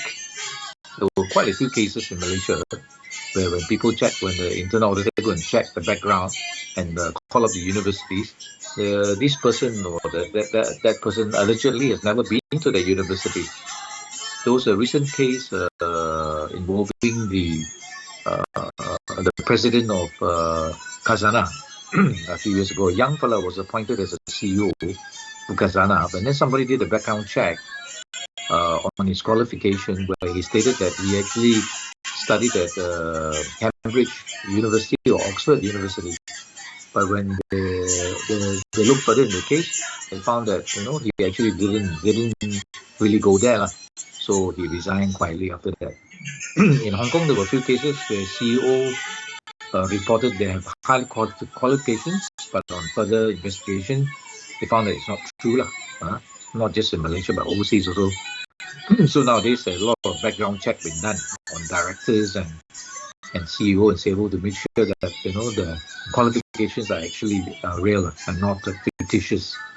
You come across many CEO with the name doctorate, doctor something, which means they have done at a PhD. But a lot of these doctorates come from universities that you never heard of, and some of them are actually awarded by universities because of special contribution by the CEOs. So it's an honorary doctorate. Just to give you a background nowadays about ethical practice and fraudulent information and disclosure of WorldCom loans. The third recommendation is building and maintaining an effective governance infrastructure. Since the board is ultimately responsible for all of an organization's actions and decisions, it must have certain rules in place to guide organizational behavior. It is also crucial for the board to adopt delegation procedures to guarantee that the line of duty between the board and the management is clearly defined. Processes and procedures are also included in this topic. Poor internal processes and procedures can lead to inadequate access to information, poor communication, and uninformed decision making, resulting in high level of dissatisfaction among directors. Enhancements to board meeting processes, meeting agendas, board papers, and the board's committee structure can often make the difference between a mediocre board and a high-performing board. In conclusion, the lack of board composition have encouraged opportunistic behaviors of executives and also auditors overseeing the fraudulent reporting may affect the company's reputation. Moreover, accountability and integrity needs to be emphasized in order to avoid conflict of interest. Which is the reason that setting up an effective corporate governance could have avoided or minimized these issues. Thank you. That's all from us.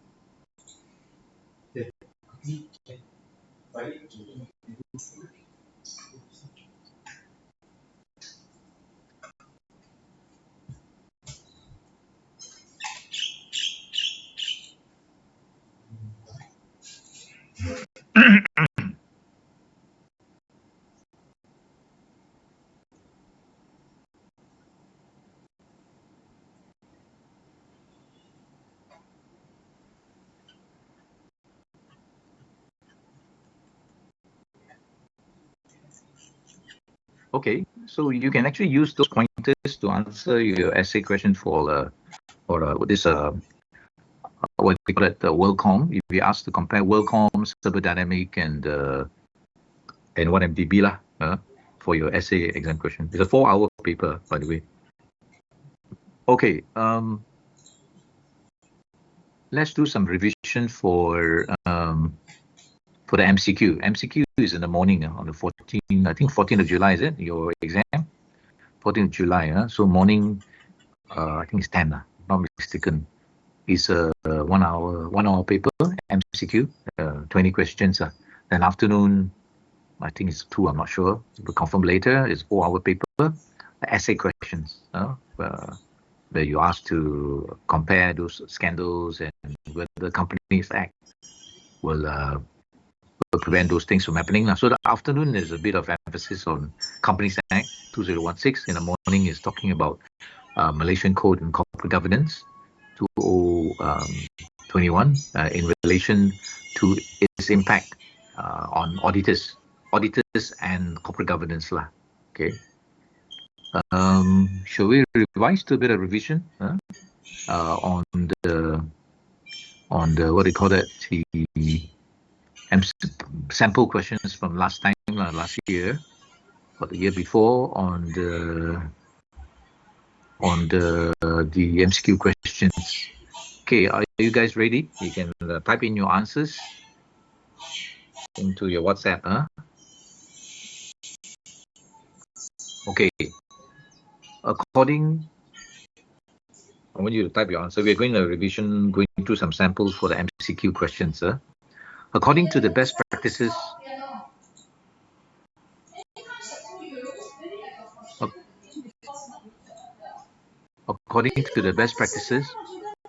of the Malaysian Code on Corporate Governance 2021, the external auditor must have the following quality: A. Competence.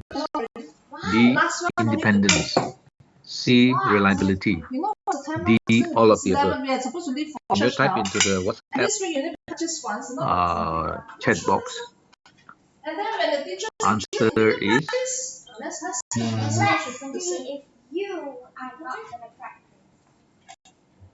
because I don't care. You know, this is what I mean by I don't care. I don't care. Whether you pass or fail, I don't care. So what?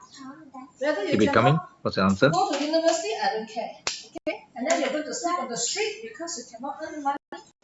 You're going to sell this house what they give to you. Okay? Stop it right now, huh? And you don't sleep on the street. Correct. No. The answer is D. All of the above.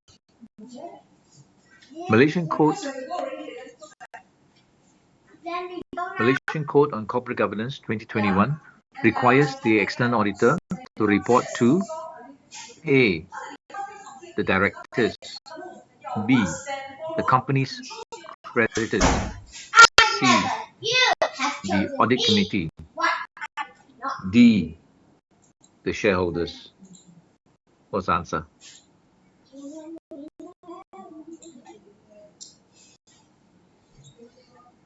The Malaysian Code on Corporate Governance 2021 requires the external auditor to report to A. the directors, B. the company's creditors, C. the audit committee, D. the shareholders. So some put C, audit committee, some put D, the shareholders.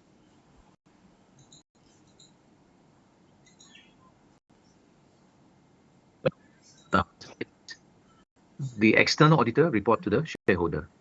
The internal auditor report to the.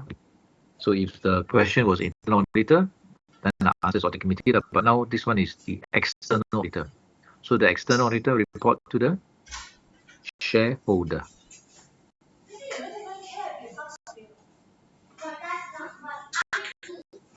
Who is responsible for the appointment of external auditors? Who is responsible for the appointment of the external auditor? A. Shareholders in a general meeting. B. The managing director. C. The board of directors in a board meeting. D. The audit committee. A report, I repeat. Who is responsible for the appointment of the external auditors? A. the shareholders in a general meeting. B, the managing director. C, the board of directors in a board meeting. D. Oh, sorry. Am I reading the correct one?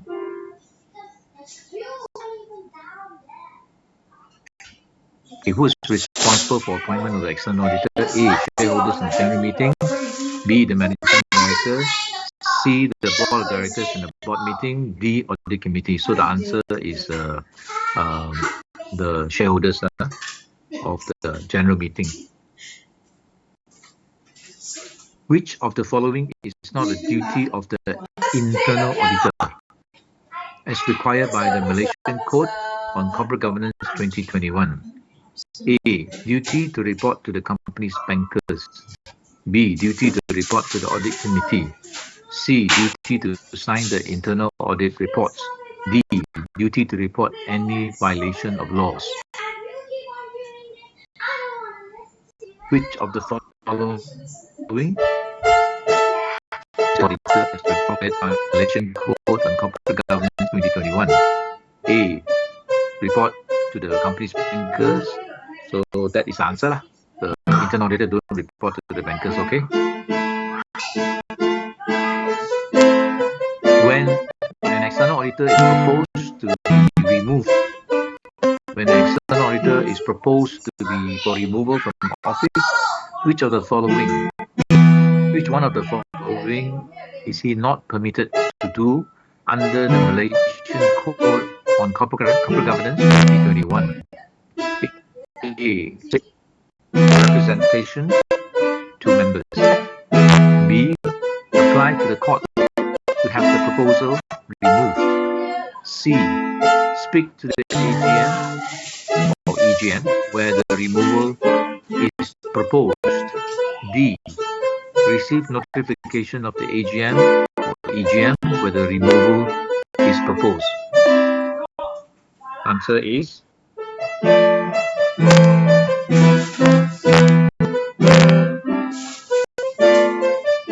when the external auditor is proposed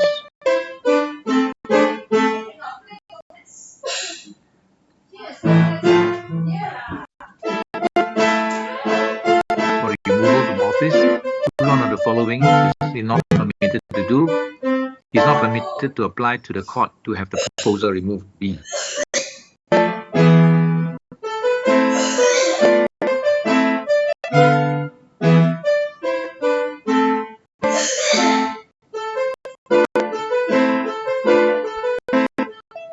The responsibility of the company's directors and audit committee under Principle 1, 2, and 3 of the Malaysian Code on Corporate Governance 2021. A. Reporting to the shareholders on the accuracy of the accounts. Establishment of internal control. C. Keeping proper accounting records.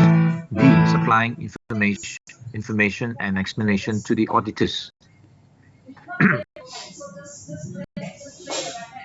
Not the responsibility. Answer is A, reporting to shareholders on the accuracy of the account. Not B. So, responsibility of company directors and audit committee is not the responsibility. It's not the responsibility to report to shareholder on the accuracy of I mean, not to the end, but it should be true and fair. The accounts should be true and fair. So they don't really look into the accuracy of the accounts, like to the last cent kind of thing. Malaysian Code on Corporate Governance 2021 is issued by who? A. Oversight body.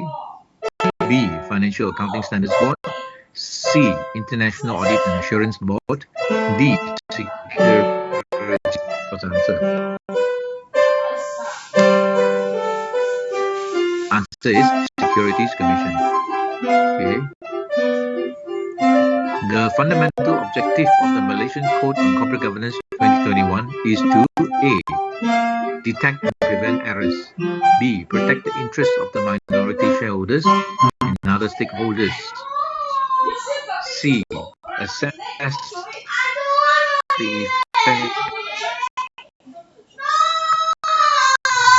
effectiveness of the company.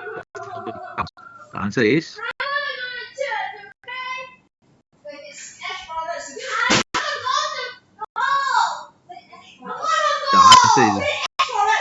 B.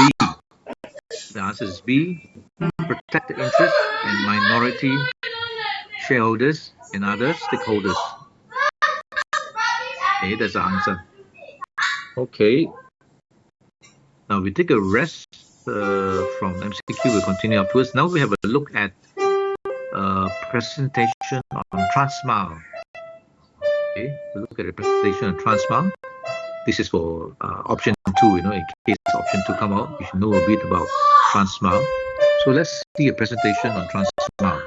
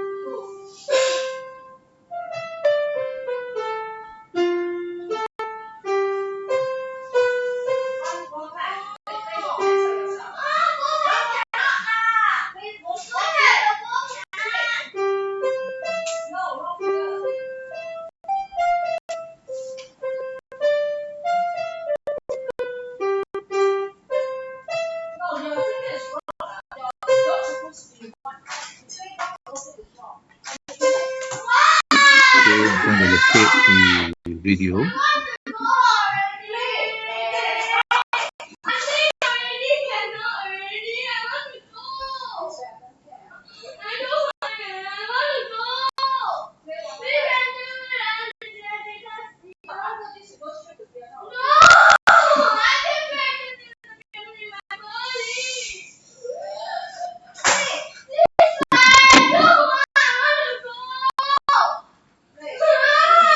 This lesson since I was young.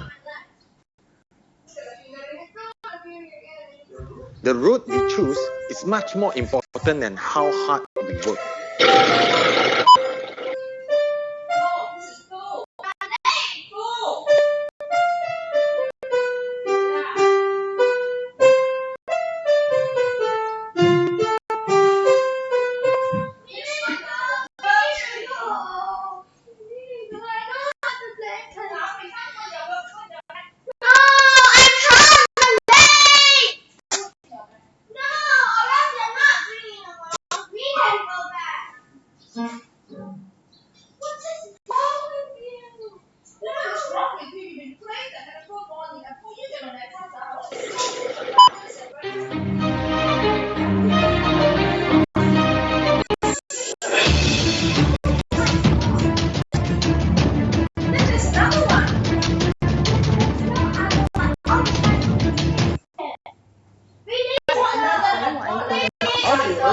Especially to our beloved Sir Azam bin Yaakob. So today, group project consists of Nur Sabrina, Nur Hanani, Nur Ibna, and me myself, Nur Aina, will present the case study on accounting part of the company with this personal group project. Moving on to the first part. So the first part of introduction, I'm gonna explain on intro in. So what is exactly meaning of fraud in general? So fraud is actually maybe a wrong figure of the evidence or matters which result in the items of the fraud that get wrong by acting upon the incorrect matters. The second point is accounting fraud. As in accounting, they refer to as an accounting fraud, which is that the fraud that are happened and done intentionally by those that are involved. For example, like the workers of the company, accountants, organization itself. People will manipulate the corporate statements. It is also against the law adjustments of economic statements of the company, as we are aware that accounting fraud is against the law adjustment of economic statements of the company. A corporation can fake their financial statement by adjusting it. For example, what they do in terms of fraud is that they purposely purposely faking or misstate the financial reports, which lead their intention to adjust it just in case they need to try and do it later to close their fraud. So if it is unintentional statements, it will not be considered as accounting fraud.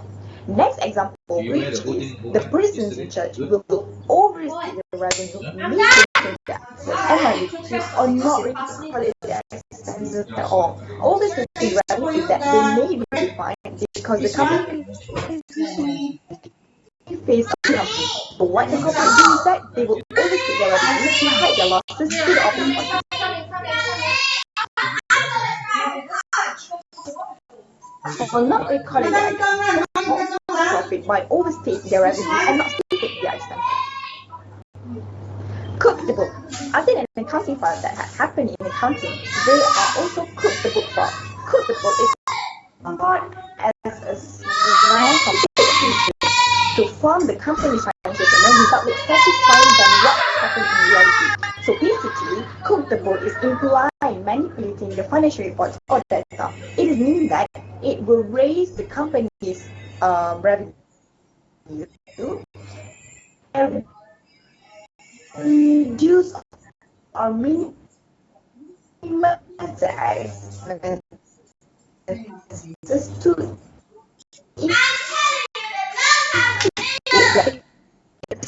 and usually the parent company and also the persons who are involved or responsible in adjusting the financial report. So this corporate or individual will get caught and penalties,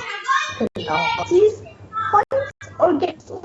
Several cook the books fraud that are done by the businesses are, by both, the corporate not recorded the expenses on this year and recorded it on the following of the yearly financial statements. By doing it, the profit that gained from the businesses within the current year will look more favorable.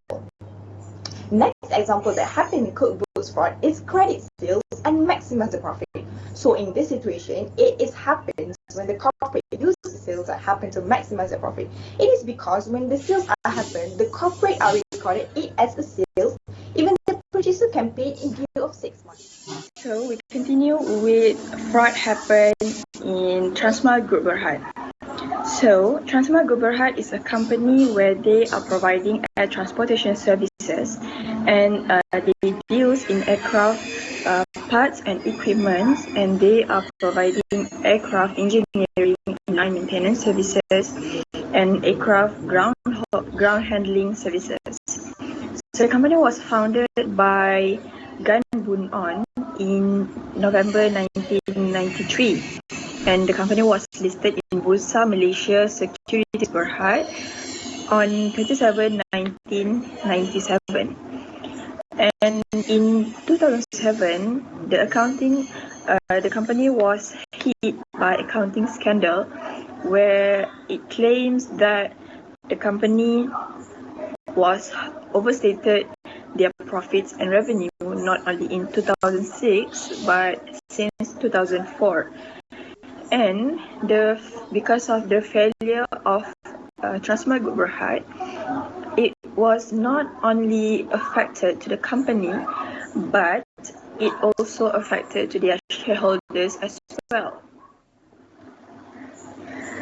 Next is how was the fraud perpetrated and concealed. So Transmart Group Berhad was hit with an accounting scandal, and the scandal started when the company failed to follow their deadline of submission of audited annual accounts for financial year 30 December 2006. And for a company to submit their audited annual accounts, they must submit within 4 months after the close of their financial year. So for Transmart, they must submit at the end of the month, which is 30th April 2007. So, Deloitte and Tachi, who is an external auditor for Transmart Group, they rejected their annual accounts because of Deloitte found out that they are lack of certain supporting documents, and because of this, board of director has hired special audit who is Morse Roland Risk Management to handle this case. And what they found is that Transmile has materially overstated their revenues and profits, even from 2004 in the audited. So, because of this, the group's former CEO, Gan Bun On, and former CFO Li Ping, and former executive directors Hudin Mohammed, they were charged because they were charged on purposely making misleading statement for its quarterly report. So Morse found out that the company has suffered losses up to RM 496 million in 2005 and 2006, and they also have suffered losses RM 126.3 million. Instead of, they are saying that they are gaining profit of RM 157.5 million. And lastly, Morse found that in 2005, Transmile has losses RM 369.6 million. Instead of, they reported that they are gaining profit of RM 84.4 million. Next is, who is the whistleblower? So, whistleblower is actually play a hard role in a corporate environment, and everyone won't come out and say what is the wrong with the company, but as a whistleblower, you must come out when there is a hidden things in the company, and this will prevent the company from a full disclosure. So in this Transmile Group case, I can say that the whistleblower is their special auditor, who is Morse Roland Risk Management. When they found out that the company had materially overstated their profits and revenues, not only from 2006, their unaudited annual accounts, but since 2004, in their audited annual accounts.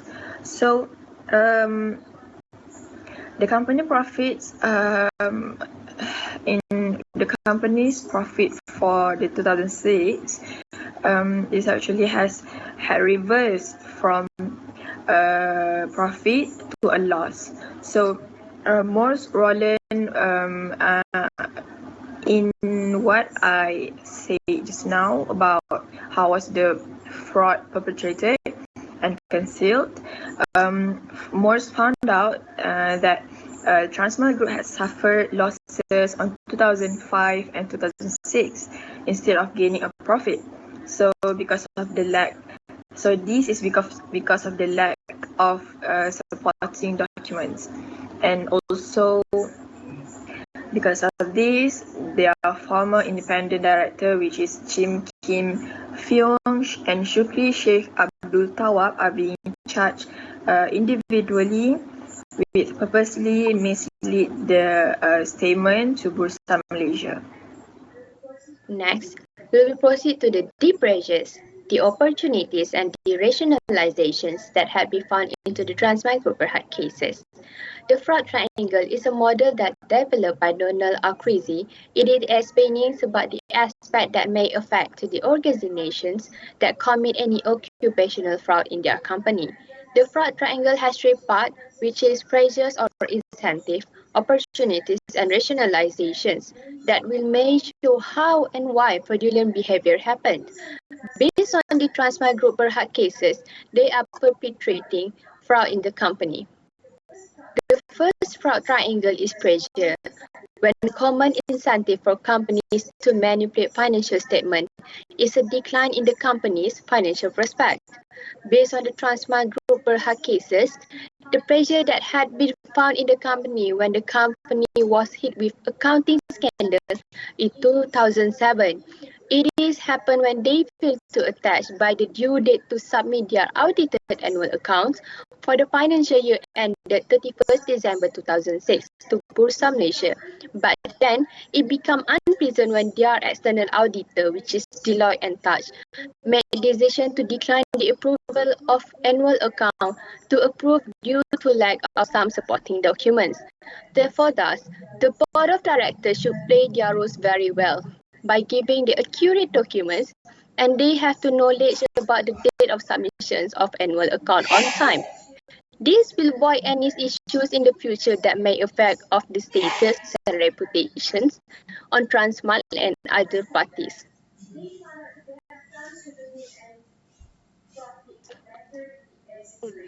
Profit were materially exaggerated on the unaudited annual accounts on 2006 and the 2 years back before audited annual accounts on 2004 and 2005.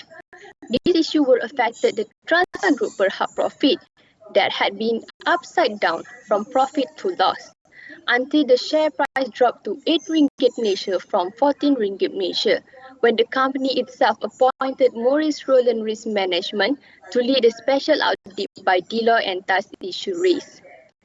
Besides that, the board of directors of Transmart Group Berhad declared in their annual report before about their duty, yet they failed to do so by giving the power to the agent, which is Dato On Siu Nam, and one of the directors at Kwok Kun Ho, which is Kwok Group's.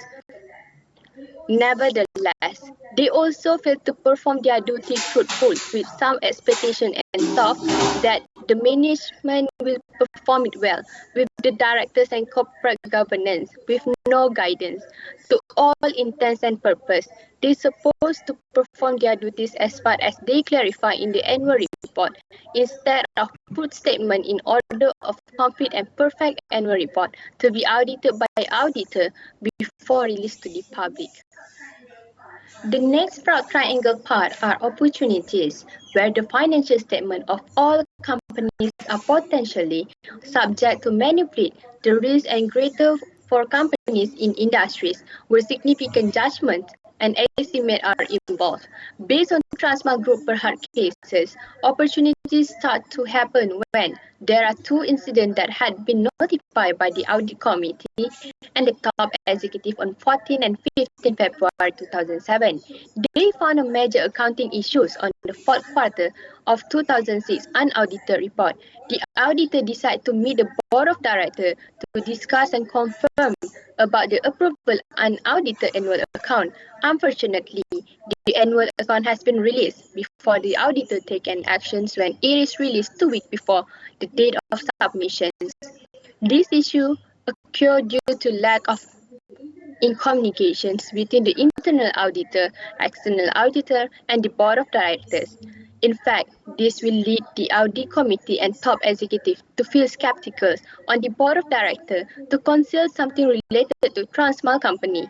The effect of release unaudited annual accounts, the independent auditor may be able to making a misleading statement to Bursa Malaysia that break the listing requirement of the exchange. The last part of fraud triangle are rationalization, where the attitude of top management toward financial reporting is a critical risk factor in assessing the likelihoods of fraudulent financial statement. Based on Transmart Group Berhad cases, Deloitte and Touch is an independent auditor, yet they already had more than 10 years relationship with Transmart company.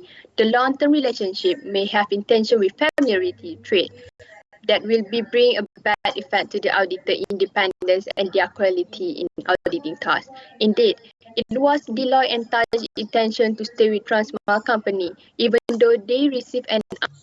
So because of this long-term relationship, 10 years as auditor Deloitte, nowadays professional requirement and also Malaysian Institute of Audit or Accountants they require the auditors to be rotated every 7 years lah.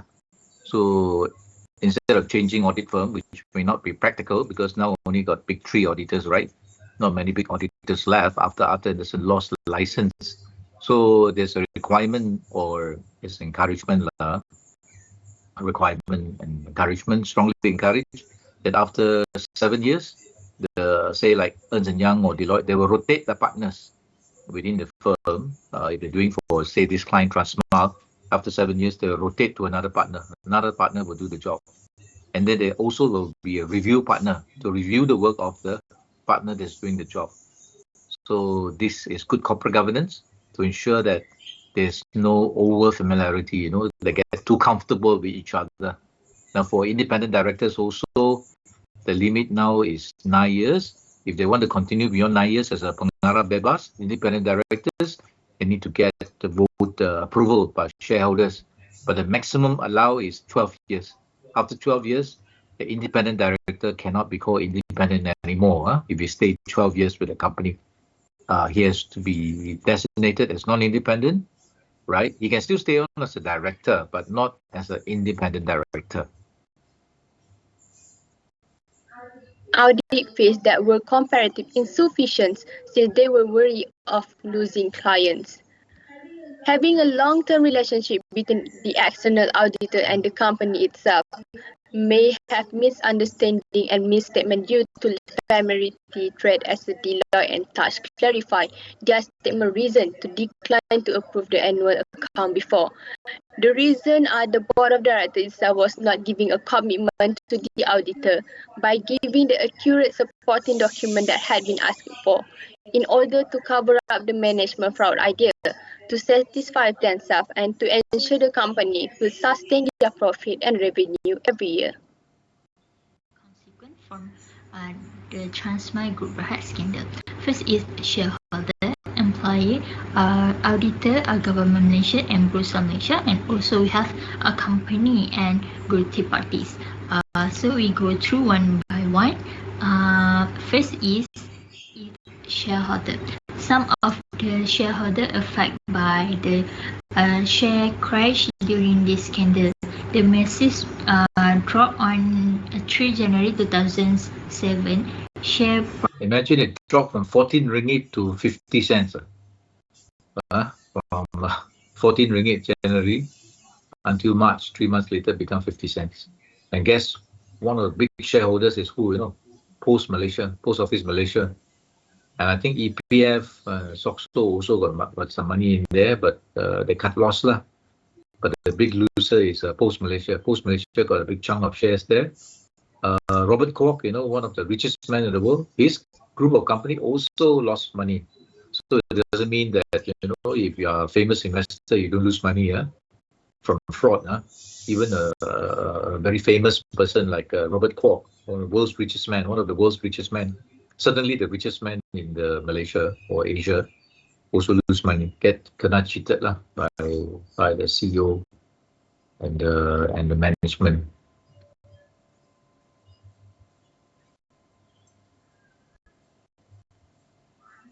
Price from as high at 14 ringgit 40 cents to 50 cents at the top of the March 2010. This is caused the huge loss on the shareholder wealth. So the largest of the shareholder was Trinity Coral Sendian Berhad, and also the largest shareholder is in this Transmart Group Berhad is Cook Group, and the others portable shareholder is Push Malaysia and JP Morgan. Okay, we move to the next point. The next point is employees. Scandal caused a huge consequence on Transmart Group Berhad employee and also to the former employee of the company. With this is going to cause in the tarnishing of the good name of the company. Employees either they involved or either they involved directly or to the fraud, or they have no idea about this fraud. Okay, all the employee has been affected, while some of them didn't know about this fraud. Okay, we move to the third point is auditor. So we know the Transmart Group Berhad auditor is Deloitte and Attach. Okay, the failure by Deloitte and Attach to detect the material error in Transmart financial statement had cast a doubt on. So in the case of Deloitte, I think they cannot sue by the bankers, right? They cannot sue by the bankers for being negligent lah. So they're still before the court case. I'm not sure whether. I think they settled with the bankers. That means they're outside there. They touting lah. They pay damages outside, but they don't admit to any liability or guilt lah, right? Or any wrongdoings. So they settle out of court. Yeah, I think they pay a big sum. I think Deloitte also kena from 1MDB. They paid what, 300 million as a penalty, to the government for their role in 1MDB. I think M-Bank also kena. M-Bank paid 3 or 4 billion ringgit as a settlement. So in what the authorities do is Securities Commission of Bank Negara. Sometimes they know that it takes a long time to go to court. So what they do is they negotiate with the wrongdoer, so to say, and the wrongdoer sometimes have money so they will pay for the punishment in return for paying for the punishment. They do not admit any guilt, and then the SC or the Bank Negara will close the case. All right. So this is a very practical way to settle something, rather than go to court and drag on for years and incur legal expenses, and then in the end you may lose the case because commercial cases are very difficult to prove in the court for criminal cases.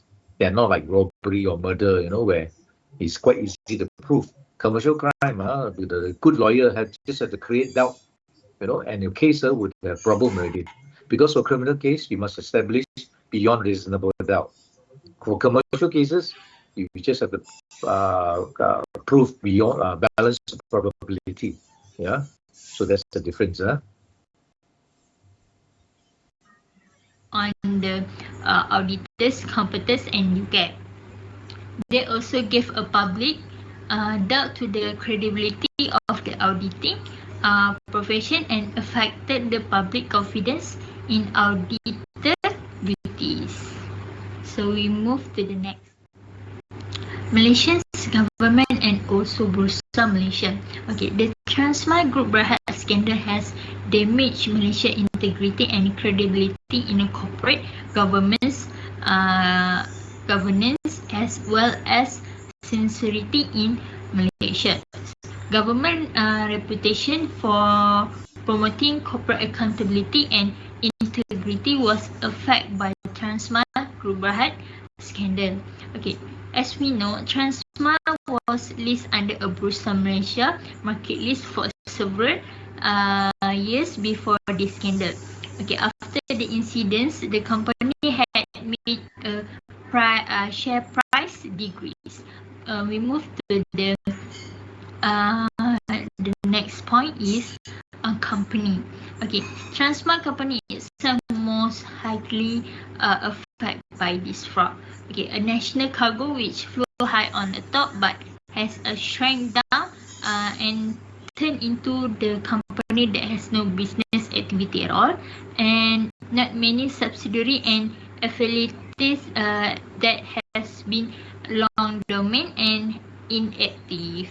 Okay, so the last point is the guilty parties. So we have three guilty parties, which is Elkan Bon Lu Kok Ping and also Qudin bin Muhammad.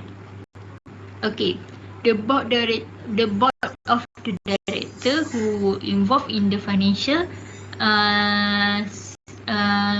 scandal had fined by the Security Commissions on the Bursa Malaysia Security Berhad. After the scandal, each of the directors already lost some credibility and integrity in the public judgment. We move to the conclusions. Last prize. Conclusions. A lot of people affected by the fraud did by Transmart Group Berhad. It doesn't matter who the perpetrator is. The most important is the lesson we need to learn from this accounting fraud. second point is there are many factors that result to steer the fraud within the Transmart case. So the first factor is the managerial behavior that desire to create the organization that appear to be good in terms of performance. This factor which will cause the activity of reporting the next profit than the actual amount. Besides that, lack of control systems and lack of monitoring. Lack of control system prevent and detect the misconduct result to fraud to occur unexpectedly. And lack of monitoring is that monitoring and detecting by the board of directors themselves. Transmart should identify the cause that there is a major increase within the profit amount. The third factor is that whistleblowing can cause a businesses to lose future business venture. Whistleblowing is a transparent of support from the organizations. Therefore, companies should provide a great support to whistleblowers by ensuring their job security. Resultantly, the whistleblower will notice or sense that they are being secure and braced. The last factor is that it is important for corporate to use whistleblowing as a tool to detect fraud. It is within the corporate, although that might be a side effect of the fraud. So whistleblowing is a very important factor. I think in the Akta Syarikat also there's some mention about whistleblowing, that the company secretary have to report wrongdoings lah, and auditors also to the authorities. If they don't, they will get into trouble. So it's quite an effective tool, as you can see, to undo wrongdoings early, so that it won't get into a big bomb that cause a lot of damage. Yeah. Being exposed because it is for the protections and so that the corporate itself in long run development and growth.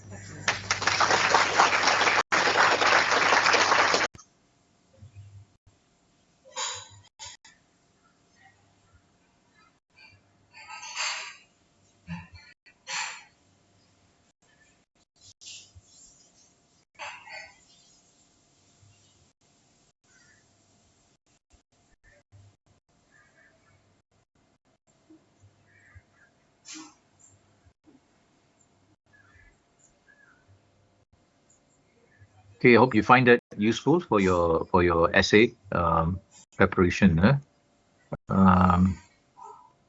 me double check. Okay, I just want to double check with you all.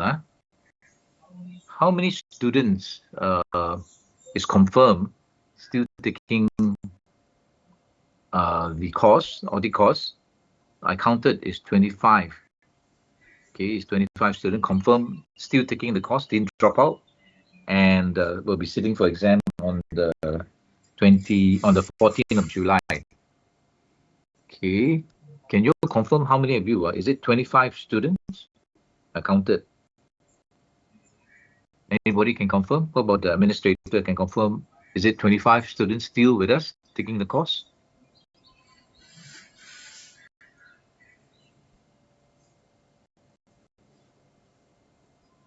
Cool, let me call out one name. Is Harisini AP Ganesan, UFF 200028. Is he still taking the course or he's dropped out already? Can anybody confirm? Harisini AP Ganesan, UFF 200028. Can anybody confirm whether he's still with us or he's dropped out?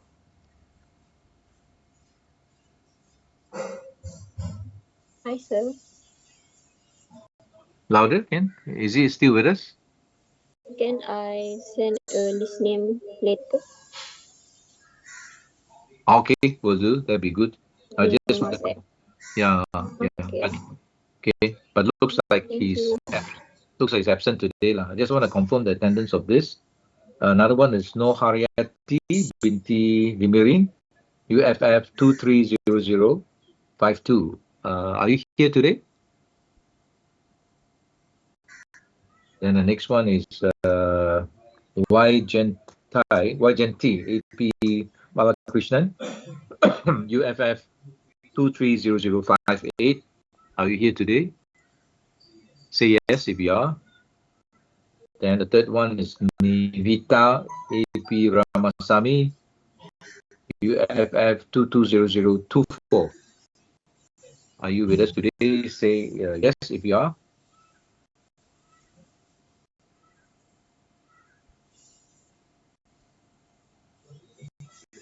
Of course, the name are shaded on my list, so I'm not sure whether they have dropped out. These 4 students. Okay, so you can send me the list later. Much appreciated on the number of students still with us and taking the course and sitting for the exam on 14 July. So for those who are Okay, late sir. income, okay. So for those who came in late, extension of time for the assignment and the pembentangan until next week lah, 30th June 30th June. Try to submit by then, your group and so on. And then somebody suggested a very good idea. Those doing the pembentangan to upload on YouTube and send the link to me. That will save a lot of trouble. So upload onto YouTube and send the link to me. Okay. Including the group that sent the presentation to me yesterday. So you all must well upload it onto YouTube and send me the link lah, rather than try to share your personal link cloud with me. Okay. Okay, let's continue with the MCQ question just now. So the MCQ is not that bad. You just have to make sure that you know your your Malaysian Code on Corporate Governance very well. List of which has been sent to you in your Pentagon list. There's a list there, and also if you go through the video recording, you find that this has been discussed in detail. Make sure you know it well. So basically, the exam will be in the morning. They'll be looking at the Code on Corporate Governance and its impact with on auditors.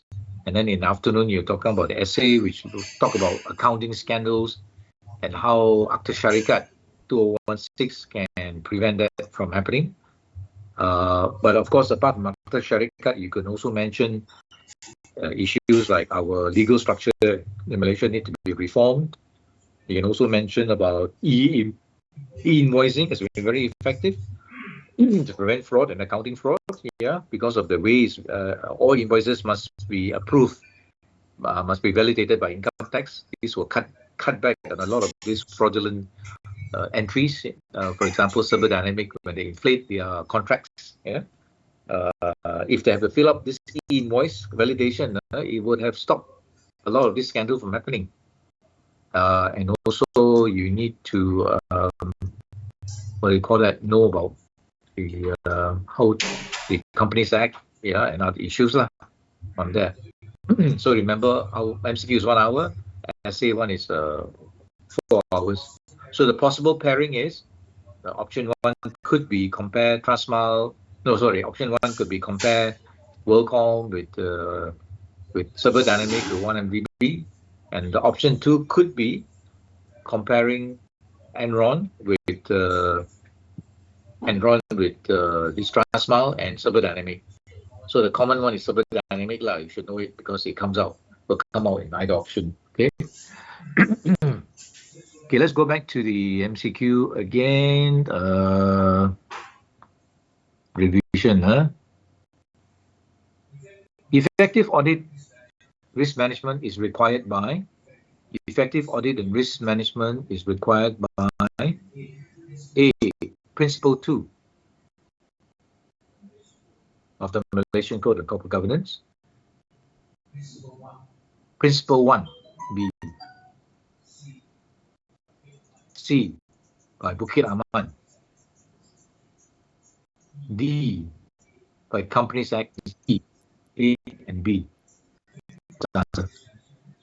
Effective audit and risk management is required by A, Principle 2 of the MCCG, Malaysian Code. B, Principle 1 of the Malaysian Code. B, Bukit Aman. D, Companies Act 1963. E, A and B.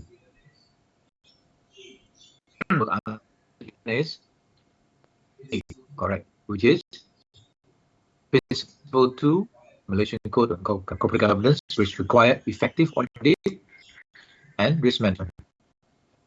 Okay. The board and audit committee should discuss A, whether internal audit personnel are free from any relationship or conflict of interest which could impact their objectivity and independence. B, the number of resources in the internal audit department. C, name and qualification of the person responsible for internal audit. D, whether the internal audit function is carried out in accordance with a recognized framework. E, all of the above. I repeat, the board and audit committee should disclose A, whether internal audit personnel are free from any conflict of interest. B, number of resources in the internal audit department. C, name and qualification of the person responsible for internal audit. D, whether the internal audit function is carried out in accordance with the recognized framework. E, all of the above. Yes, correct. The answer is E, all of the above. External audits are more important than internal auditors. A, correct. B, false. B, both are important. D, there's no requirement for internal auditors. E, internal auditors more important because it is required by the Companies Act. What's the answer?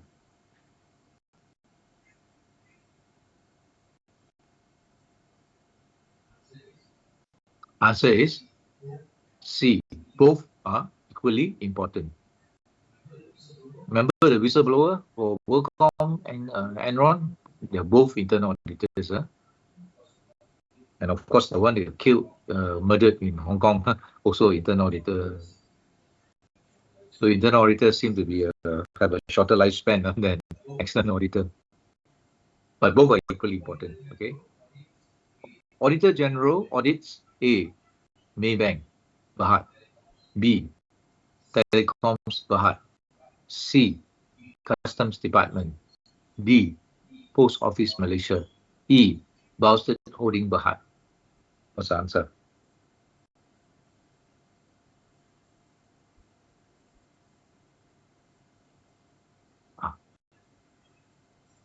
Answer is correct. Customs Department. Auditor General audits the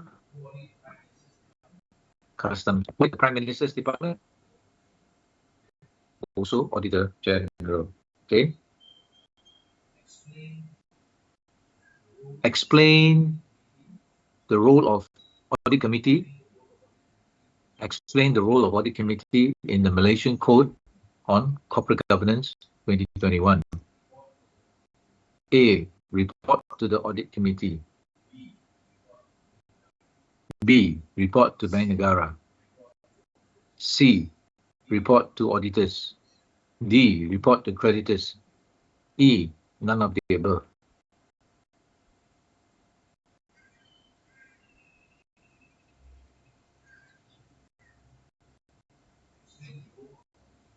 Explain the role of the Audit Committee in the Malaysian Code on Corporate Governance 2021. A. Report to the Audit Committee. B. Report to Bank Negara. C. Report to auditors. D. Report to creditors. E. None of the above. The actual answer is none of the above because the Audit Committee should report to the Board of Directors. The Audit Committee should report back to the Board of Directors. Okay, so answer is E, none of the above. Next one.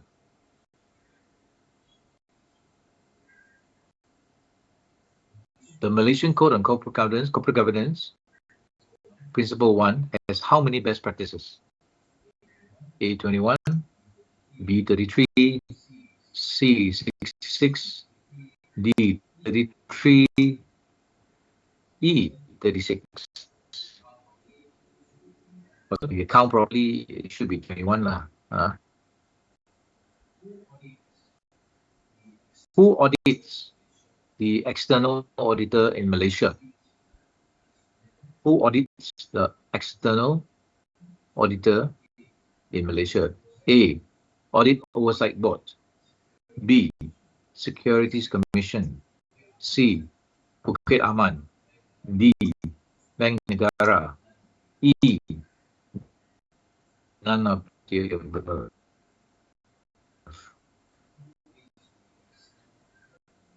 Who audits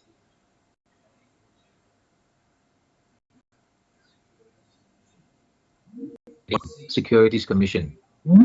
C. Bukit Aman. D. Bank Negara. E. None of the above.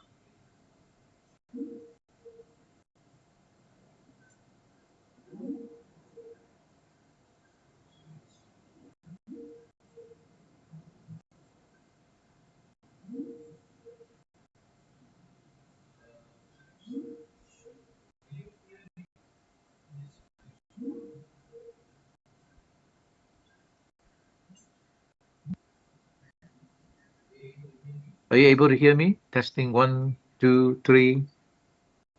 Can hear. Can you? can hear, sir. Okay, just now there was some strange sound. Yeah, still okay, yeah? Okay, good, good. Just double checking.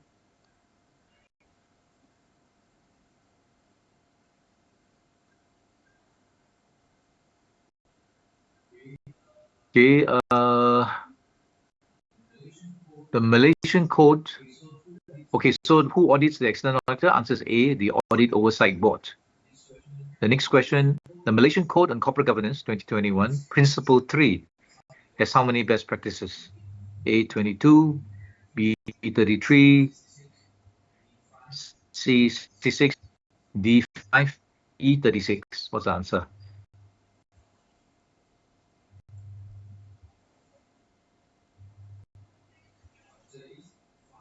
Answer is 5. If you count, Malaysian Code of Governance Principle 3 talks about reliable corporate reporting. So the auditor will also be at a meeting, AGM, to sort of confirm that the reports are correct. Later on, we look at some of the AGMs that I've attended for the past week, and you can see for yourself what is corporate governance, good corporate governance, on Principle 5, Principle 3, which is the 5 best practices. I think I attended one last week on Genting Berhad. They did a very good job. They even put a video up of the AGM on the website that you can see. So that is what I call really transparency in the Malaysian code. And the auditor was there to answer all the questions when I was asked, when was asked to present by the shareholders. The Malaysian Code on Corporate Governance 2021 is compulsory for all companies. A, true for all companies under Labuan. B, true for all companies that are listed on Bursa. C, true for big companies. D, all of the above. E, false. What's the answer? The Malaysian Code on Corporate Governance 2021 is compulsory for all companies. Answer is false, because the Code on Corporate Governance is not compulsory. A code, but it's compulsory to disclose in the annual report what you didn't comply with the code, and then to put in a timeline and explanation on how you can close the gap, and also the timeline to put in the practice, the compliance. And if you cannot put in the compliance, to explain why. Okay? So answer is E. The new Malaysian Code on Corporate Governance 2023 is compulsory for all companies. True for all companies in Putrajaya. B, true for all companies that are listed in Bursa. C, true for big companies. D, all of the above. E, false.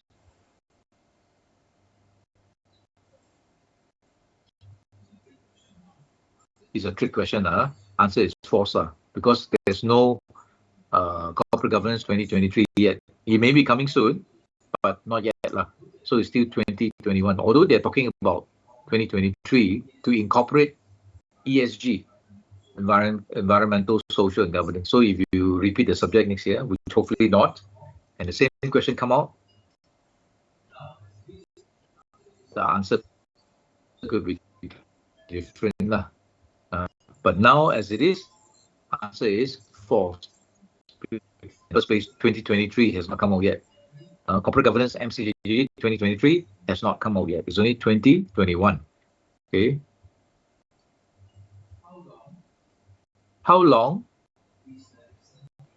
is the external auditor's term of office that's required by Principle 2 and the best practices of the Malaysian Code on Corporate Governance 2021? A, until the audit is complete. B, until the financial statements are complete. C, until the next AGM. D, none of the above. What's the answer?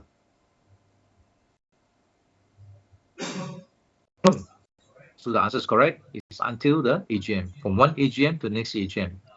Now, if the auditor want to resign, he can resign, but he need to give his notice period, right, in writing, and then have to report to the CCM that he's resigned. The other way in which his term could be shorter than the AGM is when a group of shareholders get together to requisite the AGM or EGM to vote to remove the auditor.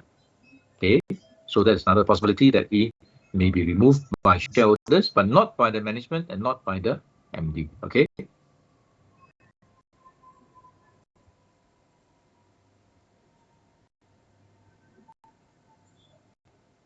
This one I don't know whether I repeated this.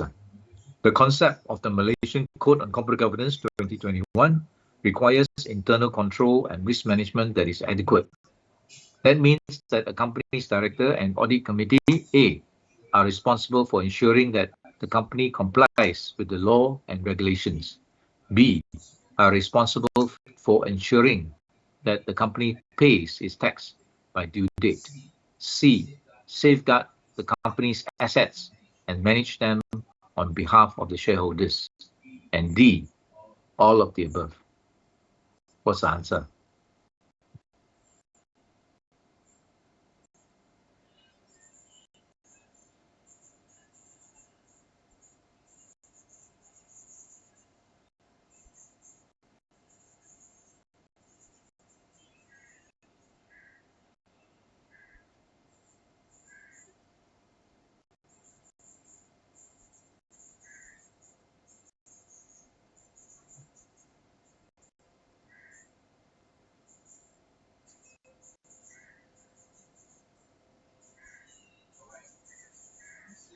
Correct.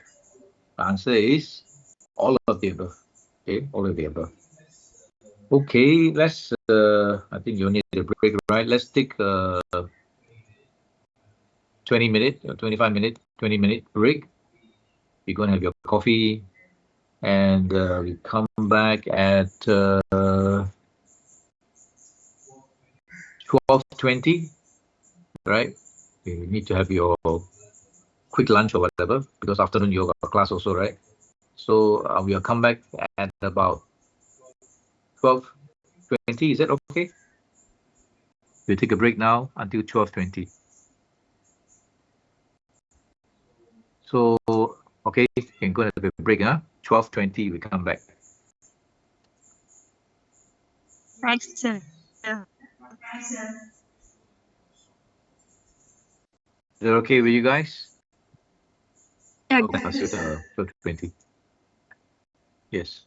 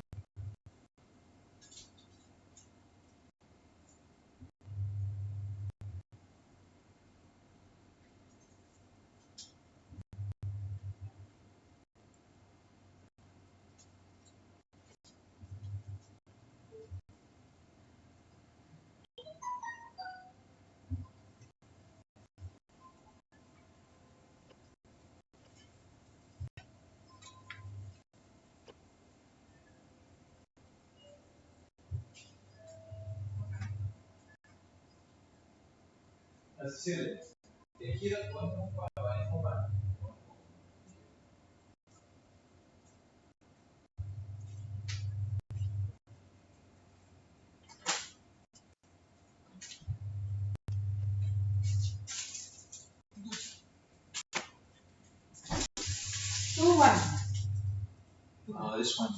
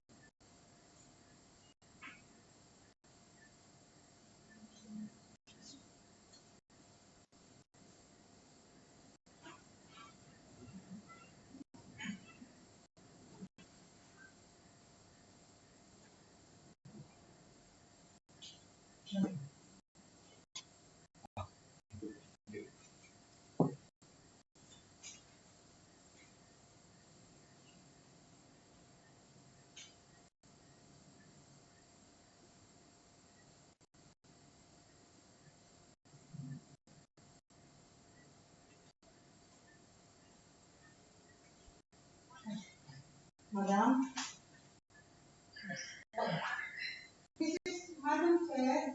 I write down first. Like that. I write down first. This one I sent you, right? She preached me like that.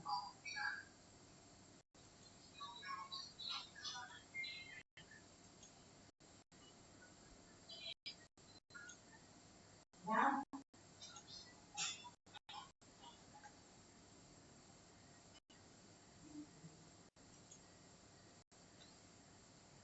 hello, madam.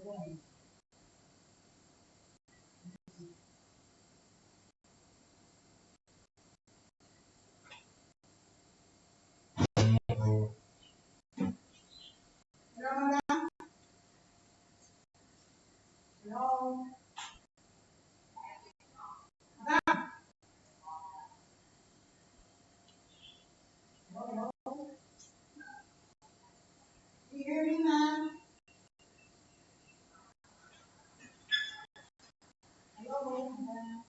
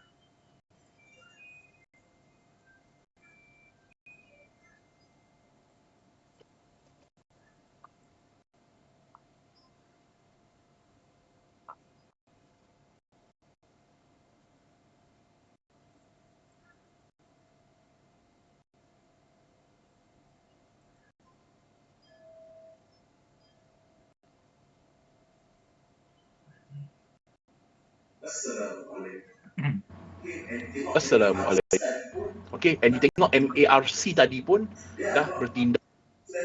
They are not pandemic tiba-tiba nak buat glove. So that and pun of the 7 customers auditor friend kalau if there is a condition. So this is kind of weird, but you have to understand pun. So based on perception, kita kena tunggulah maklumat update. The address saya kata okay, so ini ada supplier si alamat register.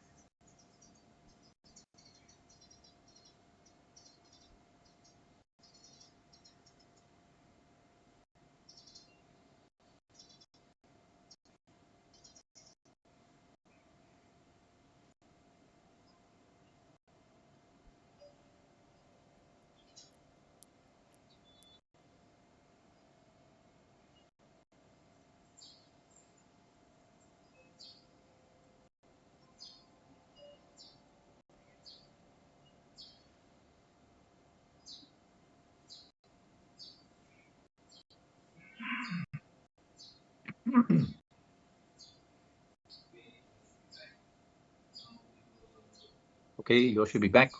Now we will didn't finish this remise here analysis. So to go and analyze this case in here though. And since service dynamic in it will for the last slide of that presentation, more granular detail of the case. So KBH, how service dynamic responded to KPMG's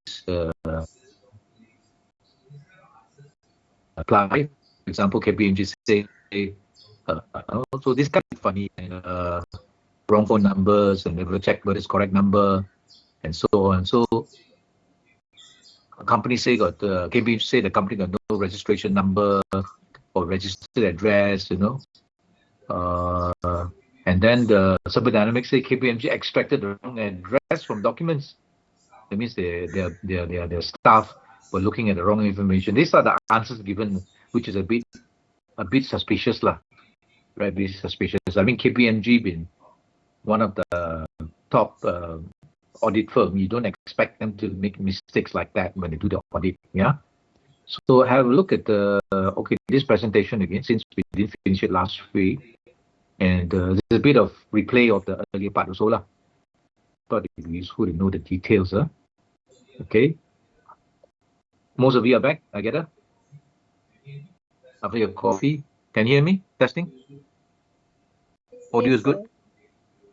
Good. Okay. We will rewatch this super dynamic case and one of the more details, like the conversation and the exchange between KPMG and super dynamic management team, what answers were given, how they belittled the auditors, how the auditors responded. Yeah, I thought it'd be useful to know lah.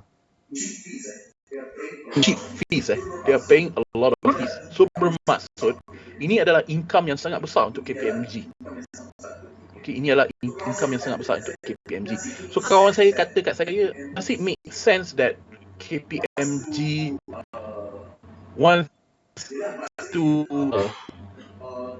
ya, maksudnya you tengah touch out your own big client, you might lose this client. Does it make sense to you? Dia nak musnahkan bisnes sendiri. Maknanya, yelah tak dapat ni kan, nak tukar apa semua ni, all through this hassle ni. Okay, so dia ajak saya berfikir lah. Okay, saya pun make sense juga Okay, tapi sekadar for us to ponder on. But until more facts come out, you can't say lah. But cuma beberapa isu ni, saya harap ada keluar lagi fakta yang memberi jawapan yang lebih okay lah. Not just give like wrong citing. So benda-benda yang macam aneh lah bagi saya, okay. So it's hard to say lah, but because of this, bila ada isu raise macam ni, dia dah telah menimbulkan satu red flag untuk investors. Sebab tu you tengok investors sekarang ni dalam satu keadaan sentimen yang negatif. Okay, and you tengok MARC tadi pun dah bertindak, okay, untuk meletakkan bawah watchlist negatif dia. Okay, dan dia akan bertindak berdasarkan apa susulan nantilah independent review. So kalau you guys outcome, okay, apa outcome yang mungkin berlaku? Okay, ini semua pandangan saya. I mean, I'm not saying that I'll be correct, tapi ini adalah pandangan saya lah. Mungkin isu ini akan diresolvekan, kasi settle. So where they will remove the KPMG sebab dia akan buat extraordinary general meeting. Okay, dia plan untuk buat, and you bayangkanlah even the two directors alone dah own almost to 40%, 15 dengan 25, almost to 40% of the company. So saya rasa ada kemungkinan besar bahawa mereka hanya perlukan simple vote. So ada kemungkinan besar memang mereka akan berjaya remove lah KPMG. So then everybody ni lah, you bawa haluan you, I bawa haluan I. So bermaksud that the Super Dynamic will have a new auditor, external auditor, iaitu BDO yang dia orang nak tu. So and KPMG move on lah, macam itulah. Okay, itu mungkin satu outcome, ataupun satu outcome lagi yang negatif, which is case ni akan berlarutan dan lebih banyak information yang akan keluar, dan it's not a good thing. Okay, banyak lagi yang information yang tidak elok keluar ke apa, ataupun information yang boleh menyangkal. Okay, kita tengok juga apa independent review kata. Okay, by the end of the day, kalau you own saham Super Dynamic, okay, even klien saya semua semalam tanya macam mana ni, saham dah jatuh banyak. Okay, so saya cakap dekat diorang, this is a hard decision to make. Okay, kalau you tanya saya dalam keadaan ni, saya sendiri, saya tak nota, saya tidak memiliki saham Super Dynamic lagi, sebab last year lagi saya dah mention saya ada liquidate some of my bursa shares. Okay, saham-saham di pasaran bursa, saya dah transfer the capital to US untuk masuk pada US Stock Exchange. So antara saham yang saya liquidate tu ialah Super Dynamic. So basically saya tak ada own lagi dah saham ni. As of ni lah, today saya dah tak own. Last year saya dah jual. So klien saya tanya soalan ni, so saya pun bagi saya kata okay lah, situasi sekarang lah based on maklumat yang ada. So it's very hard decision saya. But bagi saya takkan panggil mistake. Okay, ada beza making mistake dengan it's just unfortunate dengan bukan nasib you. Okay, dalam saham je macam tu. So contoh kita, sebab before all these issues are raised, Super Dynamic is a good company. I'm telling you about good fundamentally. Kalau you tengok dia punya sales, dia punya net profit naik, so it looks like a good business apa semua. But until isu-isu yang di-raise lah. Jadi ketika klien-klien saya beli tu is based on fundamental. Jadi tak ada benda yang salah. So it's not a mistake. But these are the things dalam saham yang saya nak tekan, that ada benda you boleh control, ada benda you tak boleh control. Benda yang you boleh control adalah seperti membaca report, ambil buat your financial due diligence, okay, update on news regarding the company. Benda-benda yang you boleh buat on your side. Benda yang you tak boleh control adalah benda-benda seperti macam ni. Sebab you tak tahu apa yang berlaku dalam company, you tidak tahu apa yang berlaku dalam transaction, you tidak tahu apa yang akan berlaku kemudian. Okay, whether tiba-tiba contract terminate ke apa, you tak tahu. So benda tu adalah luar kawalan. Benda luar kawalan kita tak fikir banyak. It's just unfortunate that it to us. So saya cakap dekat kawan saya atau klien saya lah, is up to you lah. You kena make this decision. There is no right or wrong. Apa saja you decision you buat ada right or wrong. There's no right or wrong. Because ada yang berpendapat, what if the situation escalate to worse? Okay, apa akan berlaku? Apa akan berlaku ialah saham ni akan jatuh lagi lah, mana you akan lost more money. But there is also another situation where benda ni resolve. Benda ni resolve, everything goes back to normal, dia akan patah balik. So sebenarnya you tak payah cut pun. Okay, so any decision yang you make, there's no right or wrong. Okay, sebab a party can say that they are right once timeline dah berlaku. But dalam investment dalam stock market ni, okay, macam contoh katakanlah kita tengah trading, saham tu tengah jatuh, kita tengah fikir nak cut ke tak cut, nak cut ke tak cut. Bukannya every time kita cut, saham tu naik balik. Okay, bukannya macam tu. Tapi kebanyakannya you dengar merungut macam tu pula. Oh, setiap kali saya jual saham tu naik. Tak adanya. Mesti secara statistik ada juga yang you cut jatuh teruk. So sebenarnya keputusan yang buat itu betul. Tapi ada juga time where you cut dia naik. So keputusan you jadi salah. So sebenarnya whatever keputusan yang you buat masa tu adalah keputusan yang betul sebenarnya. Okay, there's no right or wrong. So dalam case macam ni saya cakap, you have to understand. Sebab tu if anda nak invest dalam saham, anda faham risiko yang anda sanggup ambil. Okay, there is no such thing as investing dalam saham tanpa risiko. Mesti ada pemahaman dalam kita punya diri.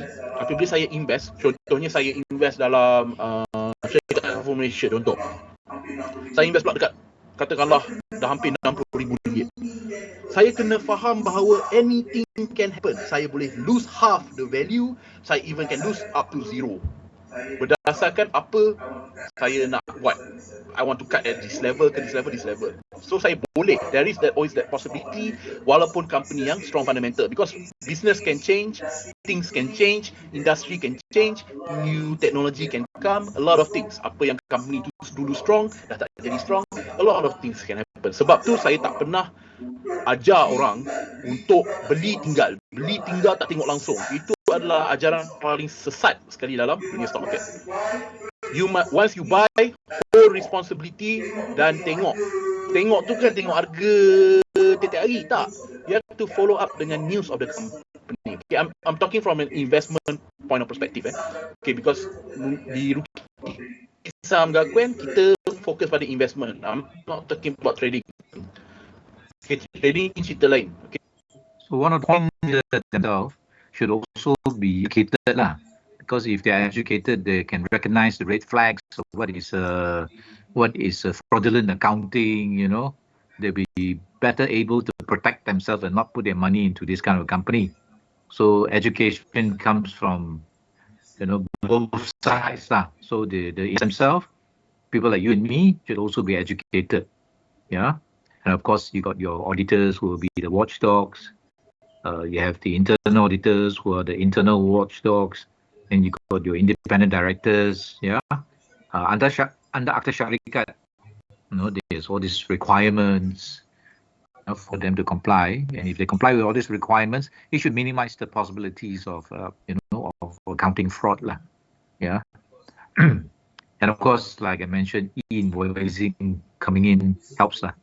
Invoicing and then whistleblowing, if they keep promoting whistleblowing, and if the MACC and the Bank Negara and the SC practice the fact that they will reward whistleblowers, including protecting them, it would go a long way to encouraging, whistleblower to come to the forefront to report to the authorities. We are not traders, we are investors. So you have to follow. In this kind of scenario, my client has to make decision.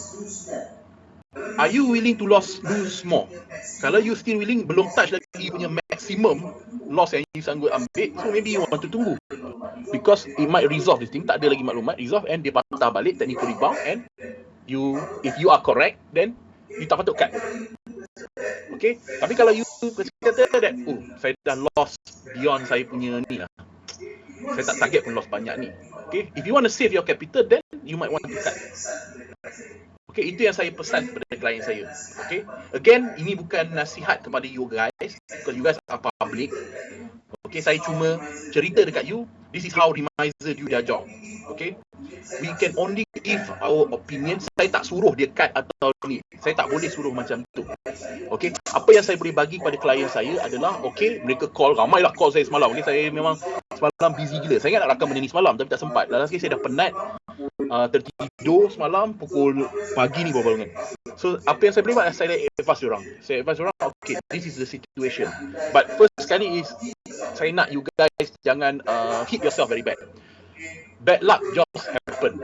Okay, benda ni akan berlaku dalam perjalanan you. Okay, saya pun dah banyak saya invest, and ada some really bukan beyond control saya, tiba-tiba kena macam ni. Dulu okay, cantik, bagi dividen gila-gila, tiba-tiba industri tu jatuh kau-kau. Lepas tu sejak tu company tu tak pernah naik balik.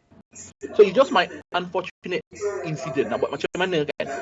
Okay, so yang pertama sekali is, jangan hilang faith pada fundamental analysis. Fundamental analysis adalah key untuk berjaya dalam stock market. Okay, because at the end of the day, we are investing in the company and its business. If the business grows, InsyaAllah harga saham pun akan naik over time. Okay, sebab tu long term investment is required untuk you sukses dalam stock market. So you kena fikir betul-betul balik, tengok balik risk you macam mana, sanggup hilang semua tak. So different clients saya semalam, different advice saya kena bagi. Sebab tu semalam saya kena call satu-satu. Okay, klien-klien saya yang ada sebenarnya saya kena call satu-satu. Saya tak boleh nak bagi advice yang sama rata. Saya kena bagi based on keadaan financial dia, keadaan portfolio dia macam mana. Saya kena memberi advice yang berbeza-beza. Okay. So guys, panjang lebar dah ni.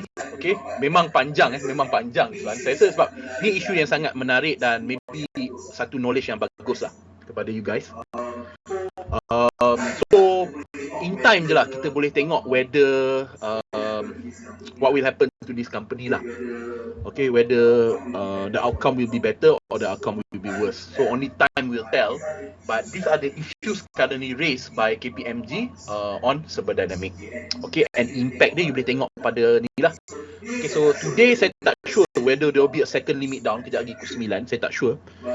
But kalau berlaku, ialah it will go down below $1 lah. Okay, so bagi mereka yang tak masuk dalam stock, if e-invoicing has been implemented at the time, certain suppliers' invoices do not have registration number. Company's registration number tak ada, So all these things means the invoice cannot be validated by income tax already. So this invoice will not be a valid invoice, and the auditors will be jumping up and down lah. But because during the time there was no requirement for e-invoice, so anybody can generate the invoice, right? Yeah, pausa punya, get the company job, get the stamp, get the letterhead. You can generate invoice, suppliers invoice. Yeah, and even the customers PO, all this can be generated lah. So with e-invoice coming out, this will limit this possibility lah. Although it can still happen if they go and get all the palsu punya data lah, because the e-invoice got 50 parameters data to fill in, of which 21 or 22 is compulsory.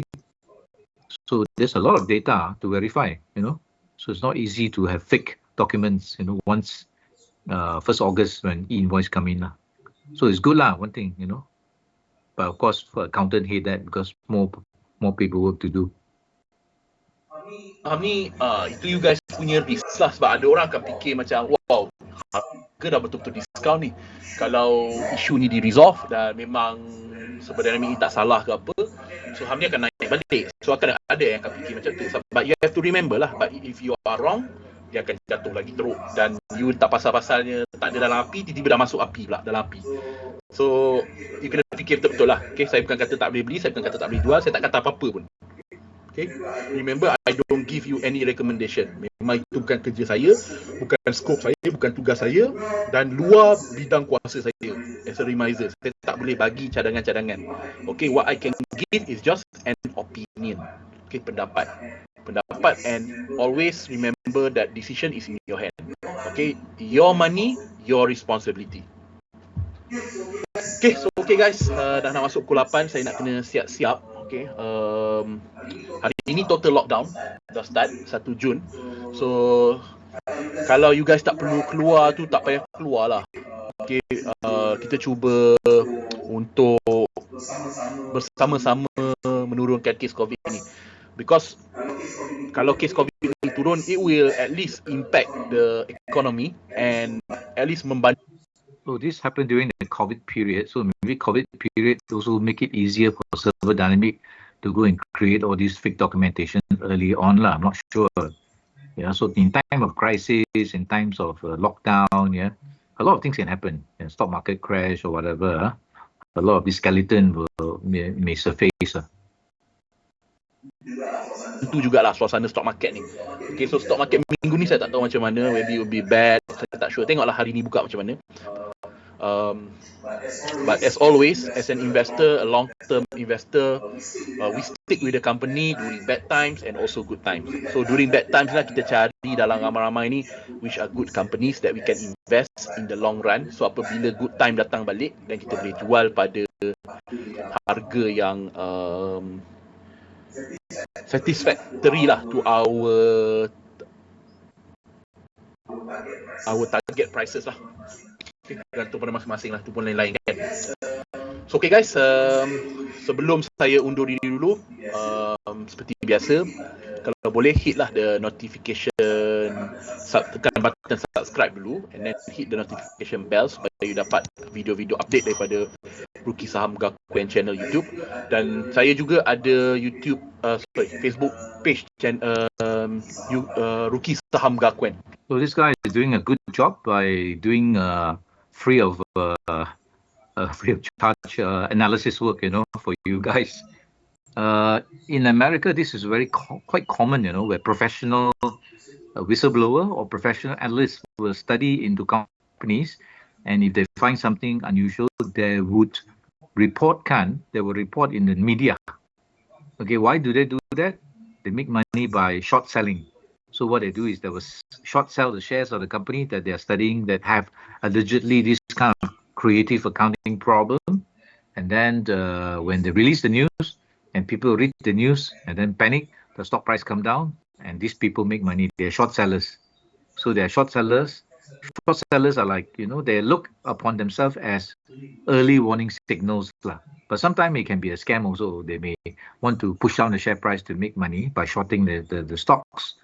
So you have to be careful also when you read the social media on analyst report like this. But usually they are right, Usually they are right. Because, if they do something that's not right, they may be sued. They may be sued by the company. Yeah. Okay, so this is Server Dynamic. You can do more research. Make sure that you have adequate understanding on this company, how it happened. Yeah, very interesting case study. Okay. The next one I want you guys to look at is an example of good corporate governance for principle number 3. In terms of meaningful engagement with let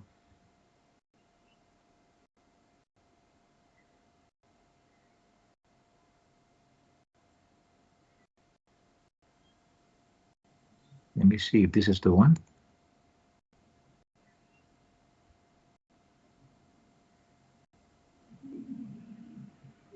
In technical analysis, you can, I think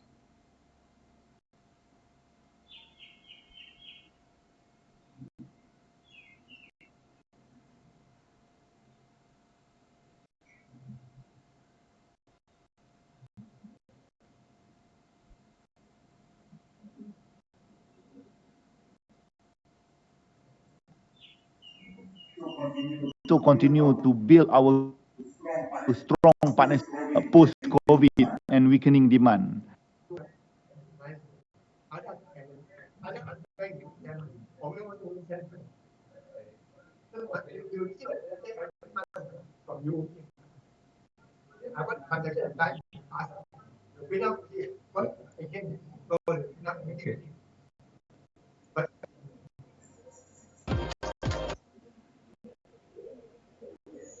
Years. Even though overall Lee Tak Hing, independent.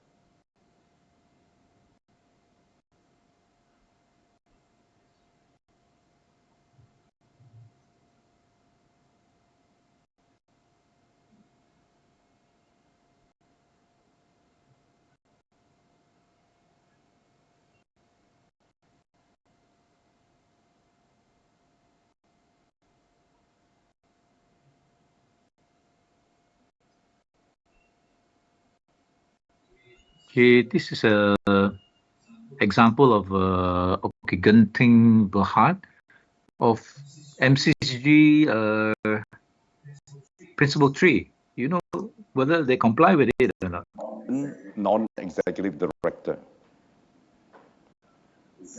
The secretary, Ms. Low Bee Hong.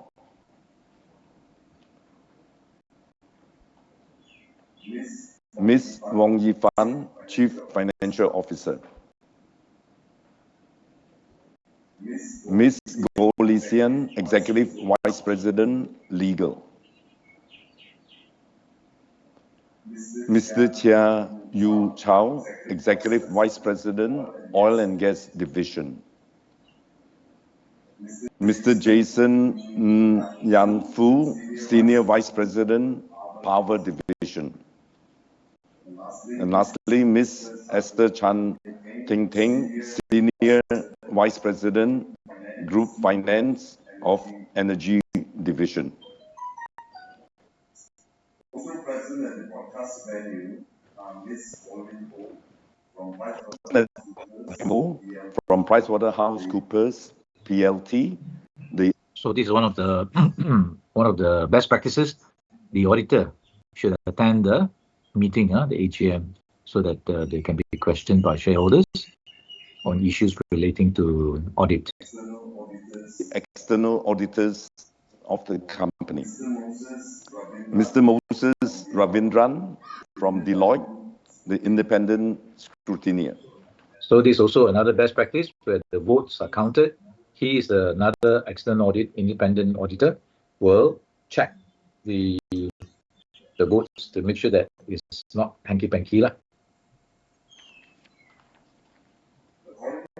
According to paragraph 70 of the company's constitution, the quorum required to be present is 2 members present in person or by proxy, or by attorney, or as duly authorized representative of a corporation which is a member. As at 11 June 2024, the company has received proxies, corporate representatives totaling 8.2. No recording of photography of the proceedings. Let's proceed with the agenda of the meeting. The details of which have been set out in the notice of the 56th AGM. The first... Actually, very funny. It said no recording of the meeting is allowed, but yet the company posted a video recording of the meeting in the website of the company, you know. So sometimes in the age of technology, you cannot really stop people from recording the AGM. But the fact that he's already putting it on the website of the company shows that, you know, he's transparent about the meeting. Item on the agenda is to lay before the meeting the audited financial statements for the financial year ended 31st. So if you remember Akta Syarikat 2016, the financial statements do not require approval of shareholders. They are the responsibility of the directors, and the directors are the ones who approve it. And these accounts are tabled to the meeting for the purpose of what do you call that? For the purpose of asking questions only, yeah. December 2023, and the directors and auditors reports thereon. The second item on the agenda, ordinary resolution number 1, is to approve the payment of directors' fees of ringgit 1,575,000 for the financial year ended 31st December 2023. The details as set out in the explanatory note B of the 56th AGM note. The seventh item, business review of our key subsidiaries, our sustainability journey. So another good practice of principle 3 is meaningful engagement with shareholders and reliable corporate reporting. So they did a good job lah. They do a presentation to shareholders so that even the uncle auntie can understand what's happening and the performance of the company for the year. And prospects. I will also address the questions from the Minority Shareholders Watch Group. Okay, the Minority Watch Group is another best practice where they believe that apart from management, the shareholders and investors should also do their job by asking questions. So the Minority Shareholder Watch Group is actually a non-government body set up, a non-profit organization funded by EPF, SOXO, and maybe by the Securities Commission. They all contribute, and this body form is to ask questions for you on your behalf, because you are EPF contributors and EPF buy shares, right, for investment. So indirectly, you are also a shareholder. But if you don't go for meeting, then of course the management won't bother lah. So that's why the Minority Shareholder Watch Group has been formed to attend the meeting on your behalf and also to ask hard questions and get answers. And if they spot anything unusual, they have the expertise to ask the questions on your behalf. Yeah. You can also go for the meeting if you buy one share. You can actually attend the meeting. Yeah. So I often attend the meeting because I get door gift lah. And shareholders that we have received prior to this AGM. Starting with the group financials. In 2023, we did destination appeal. Moving on to Genting Ministry of Energy and Governance, is an all-encompassing business strategy. These are the meetings. These are the questions being asked by the Minority Watch Group. So they ask several questions on corporate governance matter. They ask a very stinging question. How do you select Mr. Lee Tak Heng as a director? What steps did you take in order to appoint him? In chronological order. This should include, but not be limited to, the following milestones. Identification of Mr. Lee as a potential candidate for independent non-executive director, submission to regulators relating to his appointment, obtaining all relevant approvals and the board's resolution to offer Mr. Lee the role. Despite the complexity of operating in multiple jurisdictions and a highly regulated environment, how was Genting able to successfully appoint an independent director?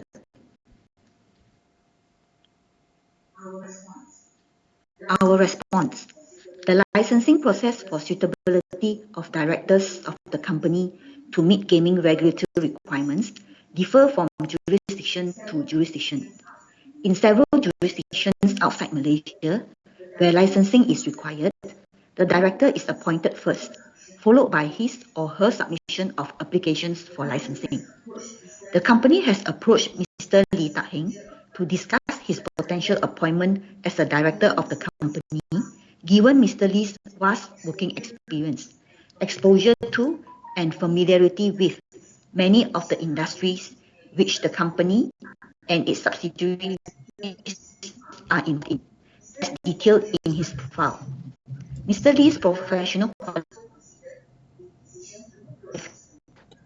qualification in accounting was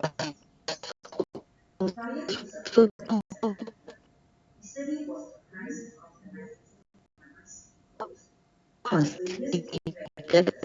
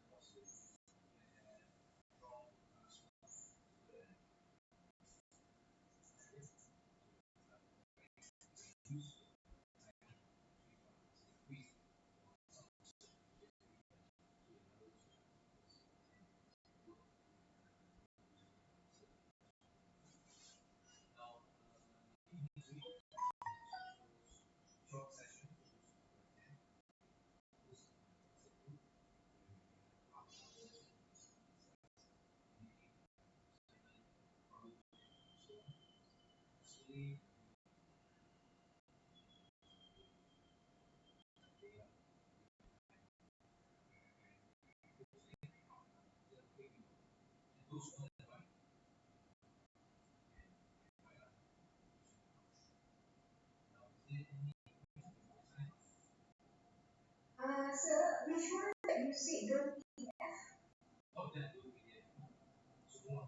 PowerPoint report dan PDF.